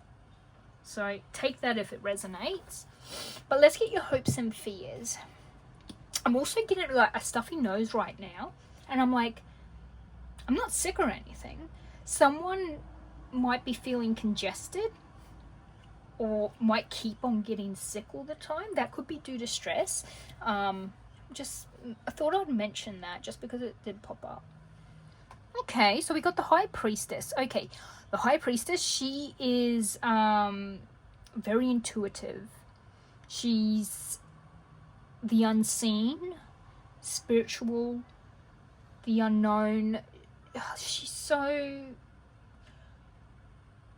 light. It's gone really dark, and I'm like, oh, she brings awareness, and she enlightens the things you don't realize. I feel like the Ace of Cups, oh my god, number 2 had the Ace of Cups come up, but it was sitting here, but they also had the Ace of Cups. It's just ironic. So yeah, okay. The High Priestess, see how her eyes are closed, but she's got a picture of eyes on her eyelids. So I think you're actually probably a little bit afraid to see people for who they are or what they are. I think you're actually scared to lose the people, even the ones who are bad. I also think you're scared to see the truth of things. I think you have maintained a very good life and a very good existence by not accepting or seeing certain things. I also think you hope to grow to be able to face these things and move on, because a lot of the time our hopes is also our fears. We hope to see these things, but we're also scared to see these things. Like they're both a perfect mirror. So like we hope for change, but we're scared to step out of our comfort zone. It's sort of like that. The Ace of Cups is actually like, the cups is about joy, creativity, but it's new love as well. I think we're a bit blind to what we want to do. I think maybe you are a very rich person. I'm just getting that from how much you think about stability, growth, money, finances, happiness. You probably do a job that's soul-suckingly sad. Sorry, but it is a thing, and I think that's probably why you've got so much hope and rejuvenation and faith, because you need that at your core to be able to do the job you do. It's not that it's a bad job, it's just that it's not a job you love. I feel like it's a job that pays, and if you do something you love, you might find you'll dislike what you're doing currently, or you can't gain a lot of money from what you love. And if you start pouring into that cup of creativity and love or whatever you want to do, you don't have the energy and the time for other people or for this job. I also feel like you might want a partner, but you're not looking for him. You're not looking for a partner right now. You sort of want them to come and knock on your door. Not gonna lie. But I also feel like you're afraid of taking that step into partnership. I feel like maybe you've not had a partner, or it's the polar opposite. You've had a lot of people and you've been burned and hurt a lot, and you want that, you hope for that fulfillment, that ride or die, that you know, that total fulfillment of someone who sees you and wants you and needs you and accepts you, and you do the same for them. And it is literally, I have your back, yes, and I have your back too. Like, it's perfect alignment of give and take. You probably, oh, like I said, you've had a lot of people take. A lot of people expect a lot from you. I feel like this is with all your family, all your friends, all the people you were connected to, all the partners you have had. You probably had to give a lot for a lot of people. That's just what I'm getting. And I feel like it's became a bit of a fear over the years of anyone new who takes up energy and time and effort from you is going to take your heart, or you might get a bit more of your heart cut out again and again, but you're still hopeful for it. So that's your hopes and fears. Now we have our outcomes. Now we had 3. The Magician, the 10 of Wands, and the Fool. These aren't bad cards. So the Magician and the Fool, I'll put them side by side because that's 0 and that's 1. So you got 0, 1, 2, 3. You got 17. You got 12. I thought I was going to say 4, and for some weird reason I thought this was 4. This is the 4 of Wands, but you have 4 of Wands, 5 of Wands, and I shuffled the hell out of these. You saw me do that. So yeah, and then you've got the 10 of Wands. So the Magician is, you are capable of creating anything. You are a very powerful person. You're a manifestor. If you put your energy and effort into manifesting, you can make that possible. You can create anything. I just want you to know it is possible for you to make anything that you want. You are your own creator. If you need to take a leap of faith and do something new, you can do it. You will take a leap of faith. I feel like that the outcome of this is that, because I see that, like, the problem is people are taking advantage of you. You are too kind, too caring. I feel like you need to, leave. I really feel like you're gonna up and leave. You're gonna grow. You're gonna do some soul searching. You're gonna do things you've never done before. You're gonna travel. I feel traveling. You're gonna create a new you. I think you're in a change of life where you're starting to get to the point you're getting exhausted, but not from your work and not from per se partnerships, but I feel like it's the people. I feel like the people are exhausting you. They're using you like a battery. If you are indeed an empath, this makes a lot of sense, because empaths are quite stable and kind, and they're very understanding and loving and caring and giving, to the point people will take them for everything they've got, and it's sad. You need to put boundaries as an empath, because takers are going to keep taking. They do not have a boundary for taking. They do not have I'll only take 3 glasses of water. No, they're a taker. They will take anything you give them. They do not have a boundary or a stop. You know, a clear sign like, this is now, I'll only have 5 and I'll stop. No, they don't have that. So as a giver, the people who give need to put a boundary of, I will only give you 3 drinks and then I will stop. I'm just using drinks as a metaphor because it is about cups, you know, your cup of energy. So takers do not have boundaries, and they never will. You can ask them to, but they won't, because it means that they're not going to benefit anymore. As a giver, you need to put in a boundary, and you need to say no, even if that makes you the bad person. Someone could even amplify that and start lying. People who are narcissistic, people who are liars, people who are takers will try and create the narrative. So let's say something happens, they'll quickly go run and tell their side of the story, which makes them look like the knight in shining armor who was the victim, and you were the terrible person, so that they can control the narrative, so they can get their side out and everyone can believe them, to make you the victim. I feel like the outcome is going to be like, you get fed up and you're like, okay then. So like, you leave. without saying a word, and you cut everyone off. I get a feeling you cut everyone off. You're carrying a lot of burdens. This is a card of burdens, but the 10 of Wands carries on. It's like the end of the pack. So there's only good things after this, and you're so close to the finish line.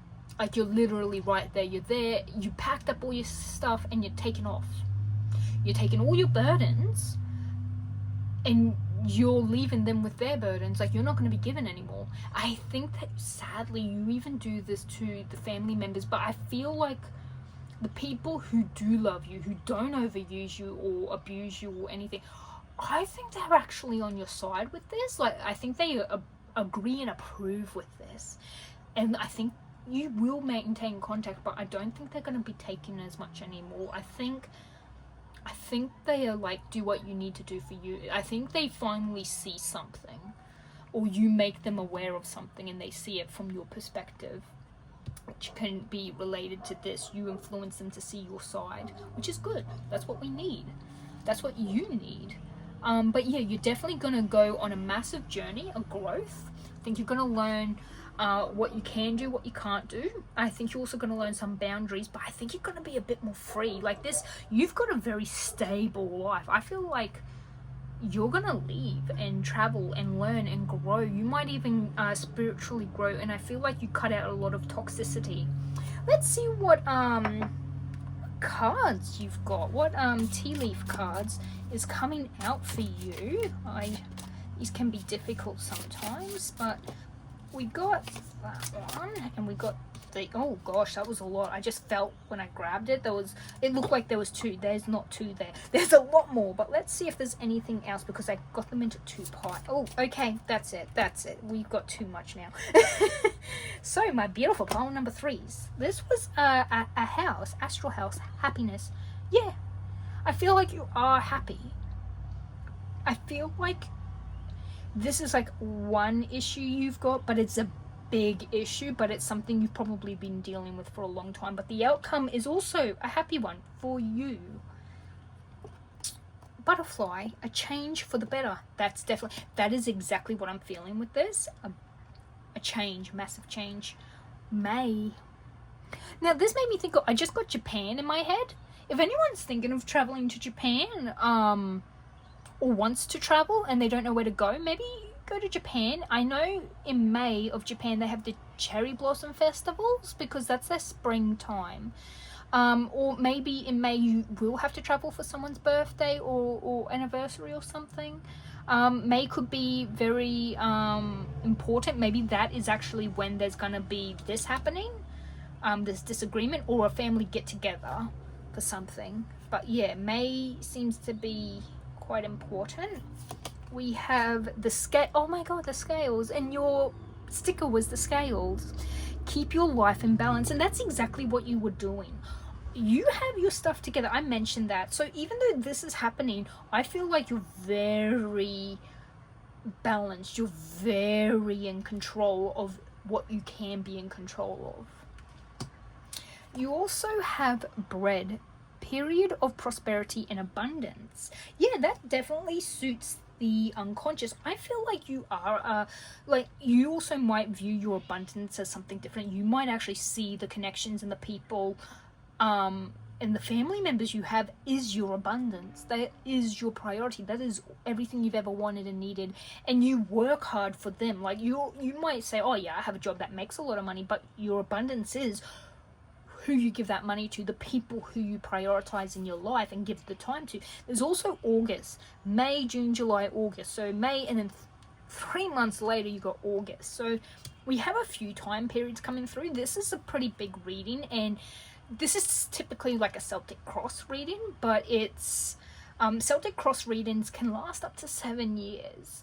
I feel like this could be next year. Target, a goal-orientated person. You are. I even mentioned that with your consciousness. It seems like you have processes and procedures, and you have everything very organized, which is very goal-orientated. So I'll pop that there. And your last card is Cat, a two-faced friend. Yeah, yes, you have someone who's a backstabber, someone who's conniving, secretive. Look, they're even running around with a bloody knife in there. I'm sorry, but like, I don't feel like you really need this card all the time in cards. I'm gonna see if something feels like coming out. I don't think you need it.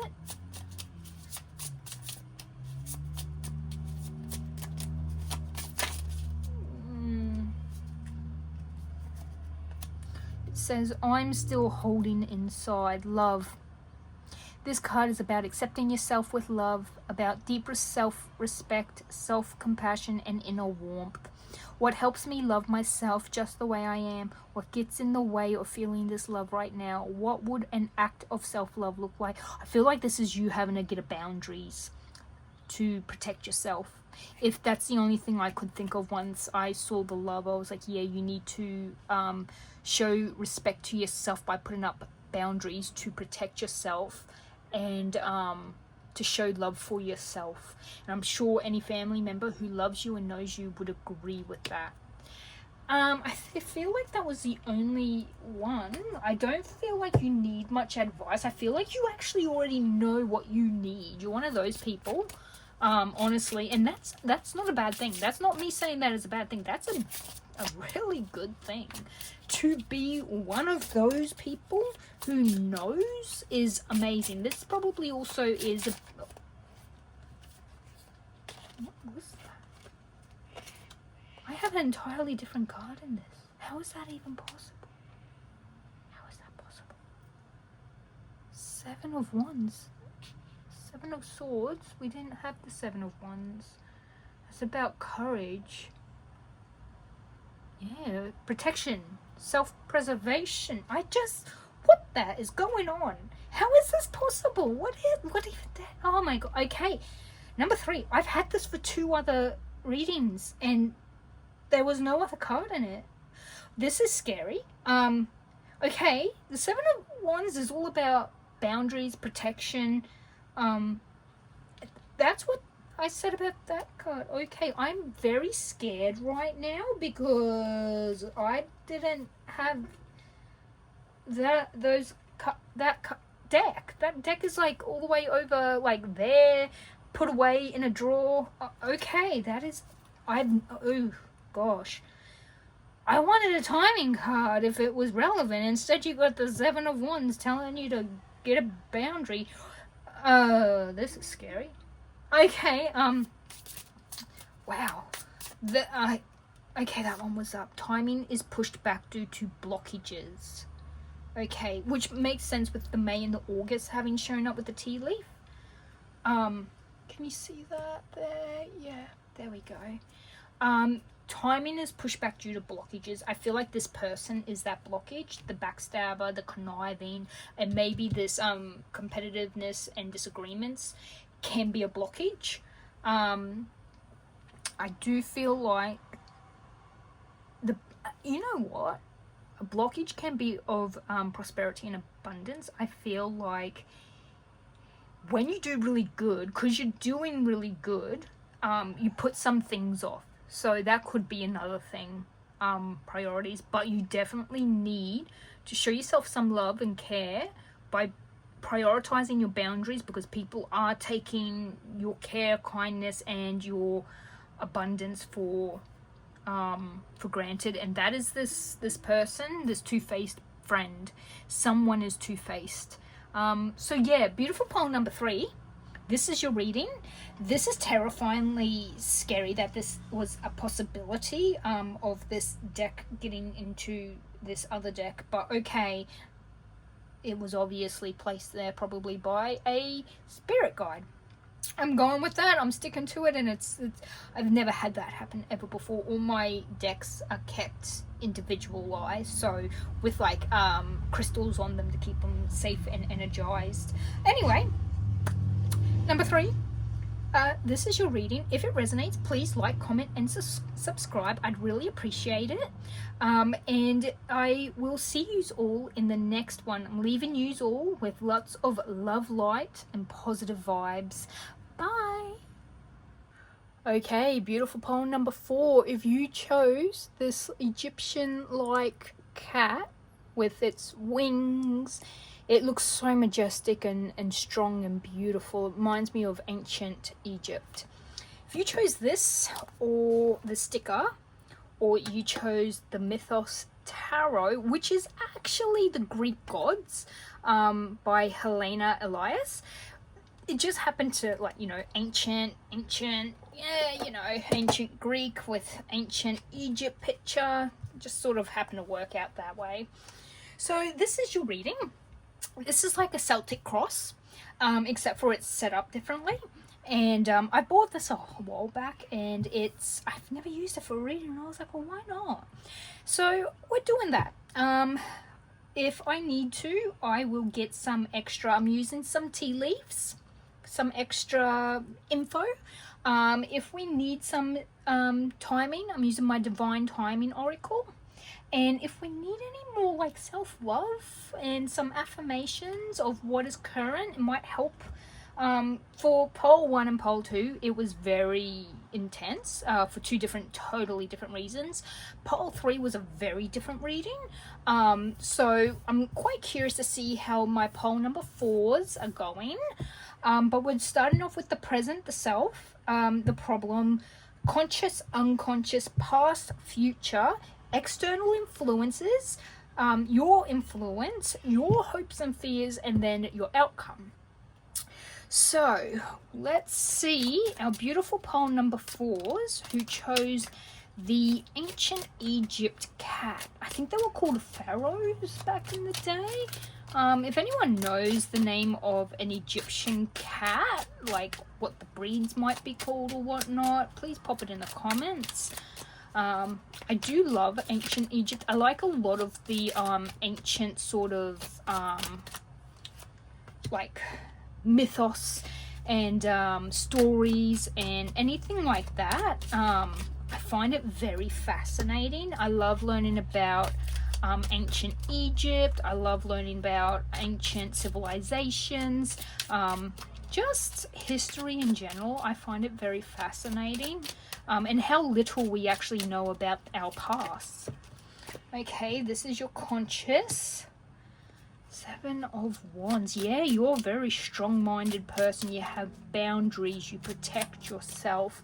It's a good card to have up for your conscious, your self-expression, but you also, I feel like you've got a good moral compass. You're very courageous. You stand up for people when it's necessary. I feel like you're a very strong-headed person. Wands is the fire sign, so wand is fire. So you're probably creative and passionate with your consciousness. Like, you probably, when you do stuff, if you have a personal love or desire for something, you put more of your focus in it. You're also probably creative with doing things consciously. Like, when you do something, if you put a creative spin on it, that's how you do it. Like, when you learn, you probably underline and use colors and stuff. For example, like if you were to draw or write something. But yeah, you have really good boundaries. You don't take, like, you keep a boundary, and it feels like you're not like aggressive with it. You're quite relaxed. Like, you're quite kind about it. You're very kind, sickly kind in a good way. You know the saying, kill them with kindness? That's what's coming through. Oh, okay. So this is your unconsciousness, which is the Ace of Wands. I swear a few people have had the Ace of Wands show up. So the Ace of Wands, another Wands. Oh, okay. We got our past. So Ace of Wands is spark, creativity, new projects, new ideas. So you probably dream a lot of very cool, wacky, weird, wonderful things. Your unconsciousness is very creative. I feel like because you got the 7 of Wands, which is boundaries, but it's also like the courage, and you have like expression and stuff like that. I feel like these are quite similar. So with our third pole, I remember that they were quite similar. Their conscious and unconscious was quite aligned. I feel like pole number 4, you're quite similar to in a different degree. I feel like you dream really big. Unconsciously, you're quite like spontaneous, powerful. Your unconscious, like your intuition, your unconscious sort of mind, which sort of activates and works a lot while we're not awake. It's when we're unconscious, hence unconscious. It is our deep, intuitive self. It is our higher self. It is our soul at its core. That's the way I like to think of it. Yours is strong. Yours is very powerful, and you're very passionate. You probably dream a lot of things or have a lot of weird, wacky ideas. They're not bad. I'll let you know that. They're not bad. They're strong. They're powerful, and they're very creative. So yeah. Your external influences is the people around you, in the world around you, the community, society you're in, and how they affect you. So best way to think of it, the world around you and how it affects you. But this can also be individuals. Yeah. Oof, I'm going to take this one. I'm not going to take these three. I take the one that shows up top. The Three of Wands. Okay, Three of Wands. You're actually someone, you are affected by thinking of creativity, self-expression, and growth. So it's quite similar to your conscious state, but the world around you, you probably get a lot of emails about new jobs and new creative possibilities, or people come to you with ideas. If you are indeed a very passionate creative person at your heart, you probably even have a lot of people come to you with like, what's the word, like, oh, I want you to create this for me. Like, they come to you wanting you to build them something or make them something because your creativity and your art style or the way you write something is very good. Like, if you're an editor, maybe you're well renowned, or you're brilliant at bringing up certain things, or maybe someone's got something creative and you're really just, you get recognized. Like, if you're at college, for example, you get recognized and someone's like, this person's really creative. I'm like, oh, maybe they can have some tips and tricks for us. Just be careful. I just got to feel, something just hit me. Don't let anyone steal from your creative abilities. I feel like you've got strong enough boundaries for that. Just be careful of who you share it with. I just got that as a quick worrisome. Okay, so 2. Interesting. And the Four of Cups in reverse. I don't typically take reversals, but this came out. This is your influence. Okay. If we have any, I believe, is it Pisces is the 2 fish. If we have any Pisces, like the 2 fish, or Gemini, the twins, I'm getting that feeling. If anyone who's watching this who suffers from bipolar, multiple personality disorder, or is just very, back and forth, can't make a decision, which I don't feel I get that from your conscious and your unconscious state. I feel like maybe there's something you go to do and then you quickly change your mind once you see the reality of it.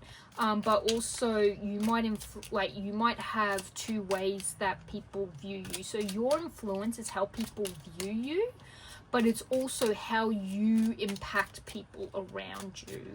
Like your influence on the world, your influence on the people. And you got 2 cards, which you're the first person to have that happen. That was why I mentioned those star signs. And because you're very creative, I feel like you're a creative person, but I feel like there might be another side of you that people see, or you only allow people to see. So I feel like you might have family and friends know you, so they see you this one way, and then the rest of the world only sees you this one other way. But let's get your hopes and your fears. I do tend to get a few cards, like 2 or more cards for your hopes and your fears. Only because, typically a card will mirror, like your hope is also typically also your fear. They do tend to mirror each other. So I do get multiple cards for hopes and fears, so that we can, I also feel like you've got this one. You do have a lot, like you are a very multifaceted person. You are extremely multifaceted, my darlings. My number 4s, I feel like Are you an old soul? Are you like someone who's lived a lot of lives? Because that's exactly what I'm getting. You are extremely deep. You're a very deep person, and I can't really put my finger on it, but like, you're a deep, very, very deep person. You're hard to get a read on, but you're a very deep and I'm getting a very strong, capable person. Okay, let's get the present self. You got the Seven of Swords. Okay. You are very careful. You're very secretive. I think you have multiple masks or multiple faces, and you like to keep everything close to the chest. You don't share. You don't overshare. You won't overshare. You like to keep everything close to the chest. The Seven of Swords is about like illusion, you know, moving quickly, or it can be about you know, being sneaky, deceptive, you know, like sometimes being uncertain. This is why I thought maybe if you do suffer from bipolar, I'm sorry, if you suffer from any disorder that causes you to feel like this, like there's too much of you, or there's many of you, or you can't be yourself with people, so you've split up so that you've got a different person to give to the world or the people around you. Or like, if you do talk to yourself a lot, it's not a bad thing. Or you know what I'm getting, you probably have a lot of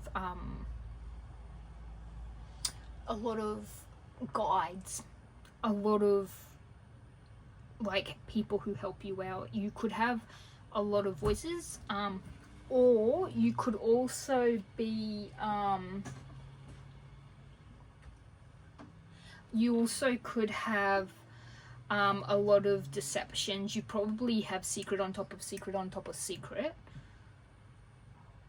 You're extremely careful. You could also be very paranoid very easily. It could be from whatever that past card is.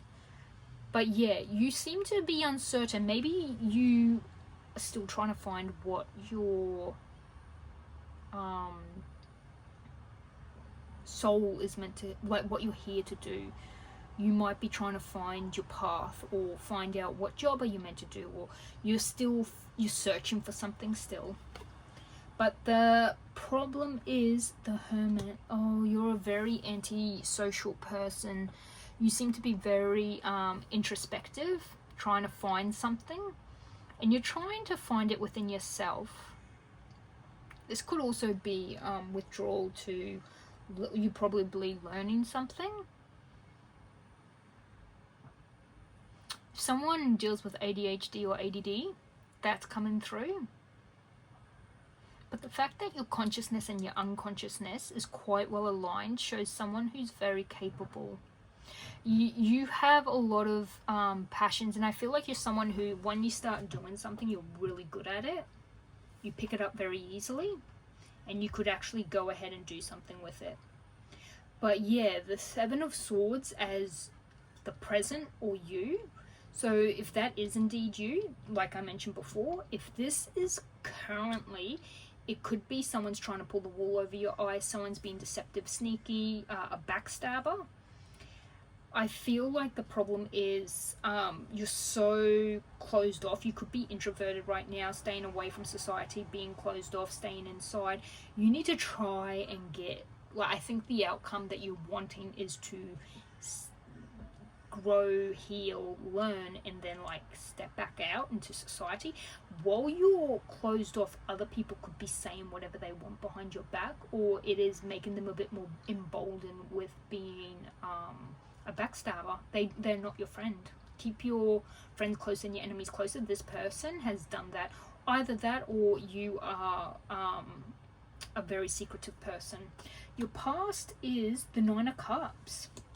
You're very your past self, or in the past you had a lot of luck, a lot of good things happen for you, fall into your lap, or you were a very positive person, a glass half full kind of person. You had a lot of happiness and abundance. You seem to be a very positive person. Maybe you could be going through a slope. Like, we can't always be living the good life. That doesn't happen, because when you would stop appreciating the good life, bad things have to happen so you can appreciate the good things, and you can learn and continue to grow. That's the whole point of why everything can't be the same all the time. We wouldn't grow and we wouldn't be metamorphic beings if that were the case. The future, you got the Page of Cups, Hebe. So all of these mention the Hermes, you know, they all mention the gods on them and stuff from ancient Greece. Okay, so your cups, so is about emotions. It is like you are got some sensitivity. You are a sensitive person, I feel. I think you think a lot. I think you overthink and feel quite a bit.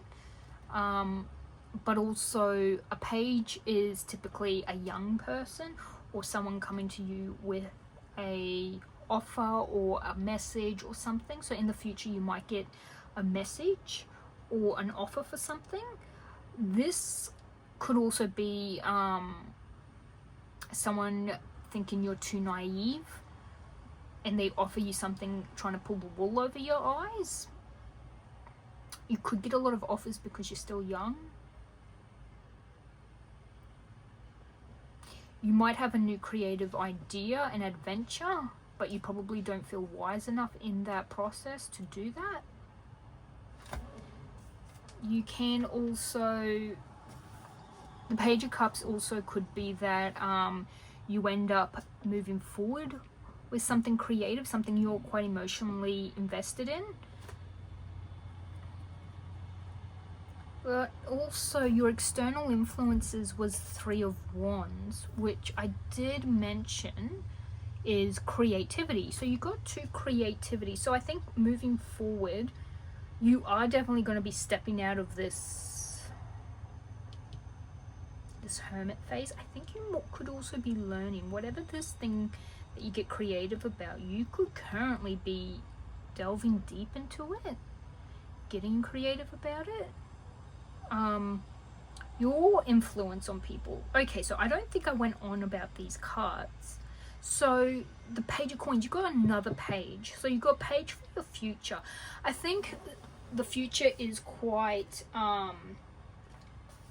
specific with, you know, waiting on others. I'm getting a feeling like you're waiting on answers. You're waiting on spark of information. You're waiting on things to happen as they need to happen, but it's a bit like you need specific timing, or you're waiting on others.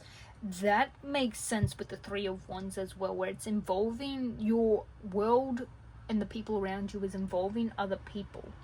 So threes do tend to be community, people working together, building together, you know, that sort of stuff. So your Page of Coins is, so coins is your earth sign. It tends to be an offer for you, someone coming with an offer or something like that. So you probably, people probably feel like you offer them a lot, you give them a lot, and you probably do. The fact that there is like you, the self, which is also deceptive and sneakiness, I think like if it is, you know, with the showing, now I believe these are called the ladies, the Oriens. They're like the fates. The fact that you got three of them, I feel like there's a lot of you for others. Like there's a lot of you to give, if that makes sense. And that also makes sense with like this being a youthful card. And I've got a feeling you are a very youthful person for whoever this is resonating with, because you also got the Page of Coins. You probably are seen as a very, like a bright-eyed person. So a young person, you probably look for new opportunities, or people see you and they go, oh, here's a new, you know, a new opportunity, or oh, this person's determined. You might be viewed as a very steady, like stewardess, like you're very strong, you're very steady, you're very stable, you're very capable, a determined, capable young person who jumps on opportunities, and you have energy and you're very actionable. Hence why, like, you also have the Page of Cups, your future, you're very creative, very smart, go with the flow, but naive. So when they say that, it means youthful, there's a lot of stuff you haven't learned. However, when I got these cards, I feel like internally you're very mature. I've met a lot of people who are young, like, I mean young, but every time I'm with them or talking to them, like, they're half my age, and I'm talking with them and I always forget they're not my age, because internally they're an extremely mentally, emotionally mature person. But I feel like you might even dip into, like, something you used to love as a child and you go back to that. That could be something in your future, something you loved as a kid and you jump back into it. That could be another thing. We also have, so the Four of Cups, but in reverse. So Styx. Now, I think, isn't she like the goddess of night or darkness or something? When we, so the cups is a bit of a, like, you're like contemplating and you're bored and you're unappreciative, or needing to meditate. So I think it's like need to introspect, or, you know, something like that. But when it's in the reverse, it's more of like being acceptance, new ambitions and clarity, and, you know, stuff like that. So I think, like, people would, like, you influence, like, you might make people think of new opportunities and be creative. You might make people think of that. You also might give people clarity. You might also end up being a really good therapist with having this reverse. You might make people think this way and feel this way, or people will view you this way, like, oh, this person is, like, so kind and accepting, but they're ambitious and they know exactly what they want. They're so clear with their choices, and they probably view you that way, honestly.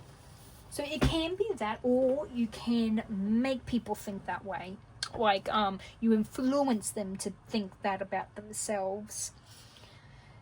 But yeah, when you, these two together, both of them have creativity. These two, creativity, working with others. I feel like maybe you're currently quite tired and burnt out right now. You could have gone through something difficult where someone did hurt you and stab you in the back, or you're being very careful and sneaky. But yeah, you came from a lot of good luck. Sorry, I just had to have a drink. My throat's getting sore from talking. And you seem to know, both of these are also wands. These are both fire. These are both creative. And these are both talking about creative. These both have creativity. When the Four of Cups is upright, it's about boredom, melancholy. You're like, if you remember the original picture, she's got 3 cups in front of her and a cloud is presenting her with a 4th. And she's sitting there and she's looking off to the side like, ugh, another cup. Like, she's so bored. She is so bored out of her brain. But when it's in reverse, this is the polar opposite, which is good. It's like, you know, having a new idea, like, oh yay, a new cup. You're accepting the cup and drinking from it. Like, you're happy about it. You know what you want and you're clear on it. Like, it's a good way. Yeah, of all the cards that came upside down, that's a good one. That's a good one. Your hopes and fears. Now, 3 came out, which is different. The 9 of Coins, which is your 9 of Pentacles, luxury, living happy. Oh, and another card upside down, the Star. Oh, in reverse. Interesting. Okay, so your 9 of Coins is living a luxurious life, being happy, having little luxuries, stuff like that. It's like security, abundance, stuff like that. But do you notice how bored and sad he seems with all of that abundance, and everyone's trying to hand him more and he's just like, I don't want it. I don't want it.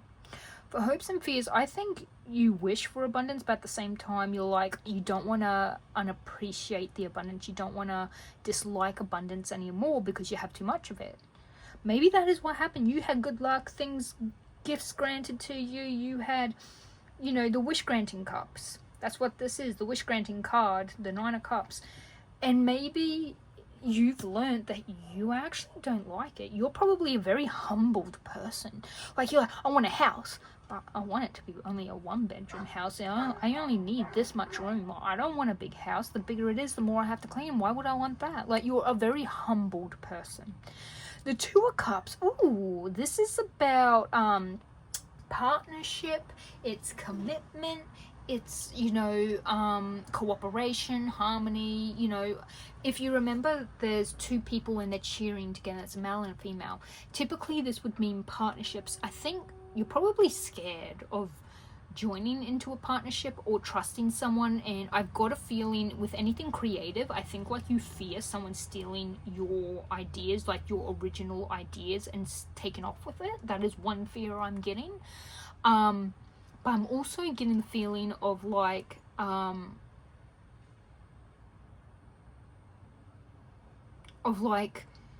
you hope for a partner who's going to have your back no matter what.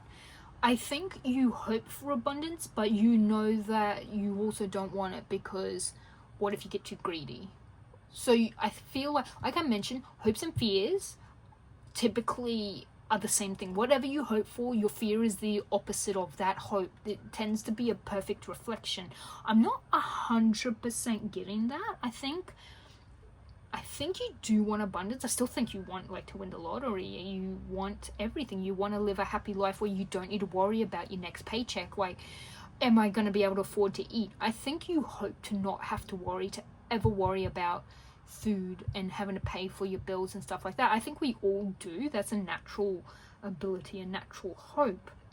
I think you do also hope for a partner. I think you hope for abundance in food, wealth, and partnership. But I'm thinking that you're also worried that you will get bored from it. You will lose the appreciation you would see in it, in those sort of things. When we get the Star, sorry, I'll let you see this, it's beautiful. Nyx. So Styx and Nyx, I think they're very similar. Nyx. Now, I actually watched, what is it? The Dream. It's like the TV series about the Sandman. Yeah, the Sandman. His mother, this is meant to be who impersonates his mother, I think. His mother is Nyx, I think. And she is like the universe. And she's a creator and everything. Like, she's gorgeous. And this is exactly the card it makes me think of. It looks like her too, to a degree. Like, she wears stars and she's beautiful. If you haven't watched it, maybe, got a feeling, maybe watch it. It's got a lot of these sort of gods and goddesses in it and stuff. So yeah, very interesting. But yeah, the card, the Star, is actually typically about, you know, spirituality, hope, rejuvenation, good fortune, happiness, faith, all that sort of stuff. When it's in a reverse, it's sadness, despair, lack of faith, and monotony, uninspired. So it's like boredom. And that's why I mentioned, like, you fear becoming bored. I feel like you always have to be doing something. I feel like you get bored extremely easily. This is also another reason why I asked if someone if someone had bipolar or ADHD or ADD. You can get bored. Like, I feel like you get passionate and you pick up a passion, and then you just as easily get bored and drop it and never finish it. I feel like that from this, like, whoever this is for. You are, I think, you do have a lot of passions. You are a very strong-minded person with strong morals and strong ability to have boundaries. You know what's healthy and what's not healthy. And yet, like, I feel like you're an easily bored person. Do you have like 10,000 thoughts running through your head? Like, I feel like you've got that plus like a song playing and everything else. Like, I feel like you're a very passionate, creative, smart individual, but you're also very easily bored. And I think you worry that if you do get a partner, you will get bored of them very easily, or no one can. I think you need a lot of mental stimulation. a lot of, like, you need to be kept preoccupied, and I feel like you worry. You probably even have had this happen in the past. You get bored of your partner excessively easily. Like, it's very easily. It's probably been something that, like, you cut and ghost. I've got a feeling you cut and ghost very easily. Like, no, I'm done. You're too boring. I gotta go. Like, you've got no time for people who cannot stimulate you. Now, for our outcome, I did feel like we had 2 cards. The Knight of Wands. Oh, Hercules. Now, with the Knight of Wands, he is a pretty fast acting knight. He's passion, courageous, he's adventurous, I think the fastest is, yeah, it's swords, and then it's your wands, then it's the cups, then it's the pentacles. And you have the Knight of Wands, so I feel like you're a very fast, actionable person. Like, if someone's like, do this, you do it immediately. And they're like, oh, I just meant, like, get it done in the next month. And you're, oh, no, you said it had to get done. It's getting done. It's done. Like, I think if you have anything needs to be done, you do it immediately. It's the same with, like, deadlines. I think you get worrisome about deadlines, so you do the job instantly. That's another thing. But your outcome is fast action, passion, again, creativity. I feel like you're going to be moving forward.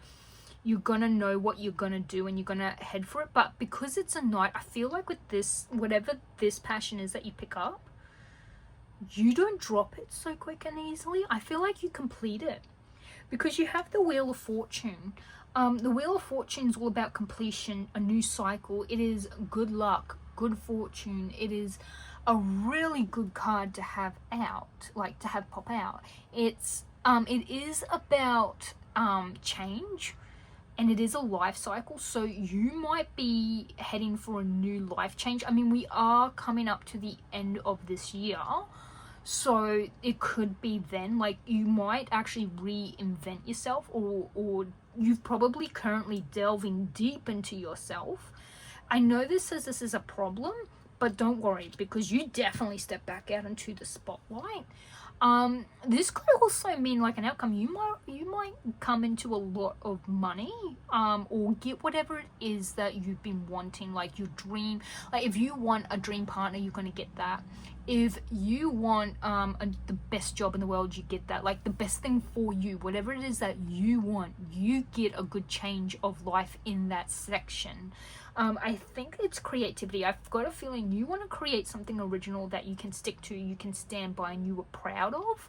I'm getting that only because you seem a bit fractured right now with what to do. It feels like you probably feel like you've got 10 different paths in front of you, and you don't know which one to take, and you want someone to tell you, and you're getting frustrated and upset to the point you're probably also getting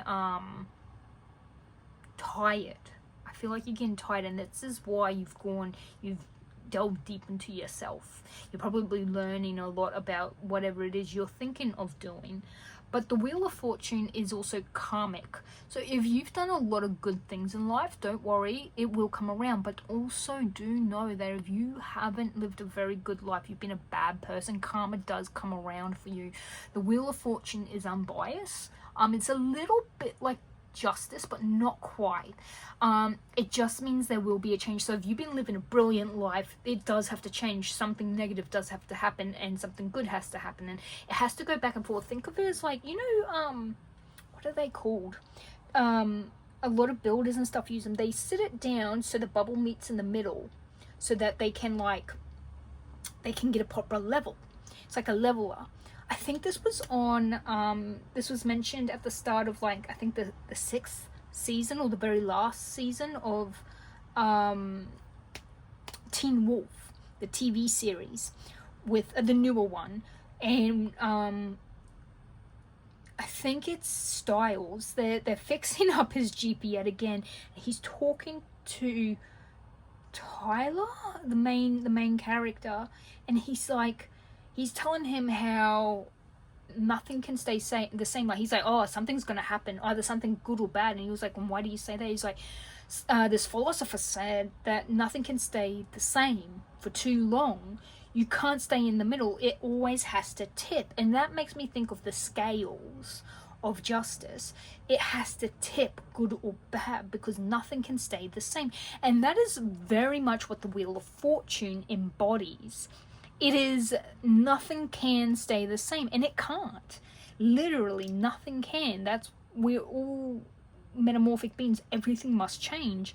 Anyway, I'm getting that, like, whatever this is, there is a change, but it is the turning of a wheel. It is the continuation of a life cycle. So it's like you go from, you know, a total 180 turn. So if that's good for you or bad for you, it is unbiased, whether it's good or bad. But I do feel like it's good because you have a Knight of Wands. The Knight of Wands is as if you get like a courage to take that step. You know where you're heading. It's not like the Fool, like you're just taking a leap of faith. No, you know which path you're on. You know where you're heading. You know where you're going, and you're doing it with courage, like a lot of courage. Because like you can see, Hercules is very strong, very courageous. You've got the lion right here, and like there's flowers. It looks like flowers. Like there's a lot of prosperity and growth, and yeah. I hope you can see that. It's getting dark here, so I had to turn on the lamp. But it's a good outcome. But also do know you could win money. If this is something you could even be given, let's say there's something you create, you might paint a whole series and you get the opportunity, like you get good luck fall into your favor and you get to do a big art exhibition, like, you know what I mean? And you just happen to get one of the biggest ones, like you meet someone, or you go out one day and you happen to meet someone and you help them and they're like, oh, I own this exhibition, and yeah, and like it just happens to come up that you're a painter, and like, you know, it's as if destiny and fate, and the Wheel of Fortune can mean destiny and fate. So I feel like your outcome is you figuring out exactly what you're meant to do in your life, exactly what your destiny is made for. Like I've said, it feels like you need your purpose. You want to figure out what it is you're meant to be doing and to stick to it. Like I feel like you know you, and you know what your passions are, and you know a lot about yourself, and you do have really good luck. You seem to be a lucky person. If you happen to be an Aries are very lucky. If you have Aries in a placement, maybe check it out. But you're a very, very lucky person. It's just something I'm getting. You everything you touch turns to gold, and that might not be everything, so don't take that quite literally. But you are a very lucky person. My grandmother was an Aries, and she just, like, we could buy her scratchies. She would always win on them. She could always pick the horse that would win in the race. She was a very, like, very lucky person. But it wasn't like she ever won the lottery. Like, she was just lucky, and it doesn't mean she never had losses. Some people just have more luck than others, and that just happens to be the way it is. I did want to get a timing, but I don't know if timing will show up. Fog. This is just more for, like, advice, see what we need to be able to get through this, because you seem to be quite, I feel like you probably feel like there's fog on the path. Fog symbolizes a state where the inner voice becomes uncertain and the direction unclear. It's a space between knowing and not knowing, between stillness and movement, where the answer hasn't yet appeared. It's important not to rush clarity, but to allow myself to just be. Sometimes in fog, understanding is born. Where am I now? In fog, vagueness or uncertainty. What is it like to just be in this state without looking for answers right now? What do I feel when nothing is happening? This is very resonating with this, with everything we've said. Like, you feel lost and bored and you're not sure, and you're delving deep into yourself. Like, you have passions and stuff, but you're a bit uncertain of where to step or which path to take. You're stuck in the fogness. What this is saying, even if you want to write these questions down and answer them yourself, and it's okay. I know you probably are getting frustrated being stuck in the fog on this path and not seeing where you're going, but just go with that flow. Just look down at the ground and keep stepping where you can see. That's all you need to do for now. For now, that's all you need to do, because you will get clarity. A lot of these cards talk about receiving clarity, and that is exactly what you need. Let's see. We might even get, so sometimes these tea leaf cards have timing in them as well.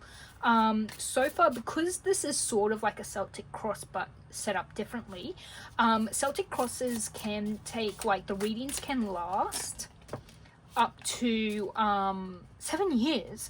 However, the last couple, like the last 3 readings I did do, they did come out like about April, May, August, and it feels more like annual, like it's within this next year. That's the feeling I'm getting with a lot of these readings, like they're within a year at the very least. So yeah, we're not getting nothing else from that. So let's see what we did get. Axe, forces working against you. Table, hard work ahead. I feel like that is very much true. So I'm going to stick this with the fog. The fog with the... I feel like this is sort of where you are. If it's not someone being deceptive or sneaky behind your back and it is you, you could be feeling lost or stuck. Valley, deep personal strength and peace that assure success. Yeah, you're probably delving deep into what your strengths are and what you're good at and looking at how you can make success from that, because you've been quite lucky in your past all the time. I think you want that to continue on. Scissors, disappointment in some affair. That's interesting. That could be a past relationship. Like maybe you've been disappointed because you lose, like you haven't had maintained a relationship for a very long time, or you get bored easily. Nest, an emotional, secure, loving family is important to you. That is true, and I feel like you might be moving into that. And you also got the 3 of Wands, which can be working with others and being passionate. So nest, so that's sort of also like it feels like it's a bit of a priority. So while you are trying to not be bored in that, I think you want to grow, you want to build a nest. I'm gonna see if something wants to pop out of the timing. I didn't feel much like there needed to be timing, but something might want to pop through. If anything is of significance for the timing for anything, like I feel like the biggest timing is going to be when this Knight of Wands, like when our outcome is going to be, then we can have a good idea of tomorrow looks promising. I'm not feeling like that is the case. Or maybe when will we step out of the fog is probably gonna be the best one, because I don't feel like you step out of the fog and you step right here. I feel like there's a giant process for you. You might actually start that process tomorrow. Yeah, it's the wrong timing. When multiple come out, I don't really like that. You could even step out of this tomorrow. Maybe you start writing this down and you start doing some more introspection. I mean, nothing as good as tomorrow. You know, tomorrow, I love you, tomorrow. It's only a day away. There you go. I sang for you guys. But yeah, this is the reading I'm getting for you guys. It is very deep, very informative. Yeah, and nothing like tomorrow to start doing some introspection. So if that's what you're doing, there you go. My beautiful pole number 4s. I think I called you 3 before. So I apologize. Pole number 4. So this is the reading I got for you. I'm leaving you with lots of love, light, and positive vibes, and I'll see you all in the next one. Bye!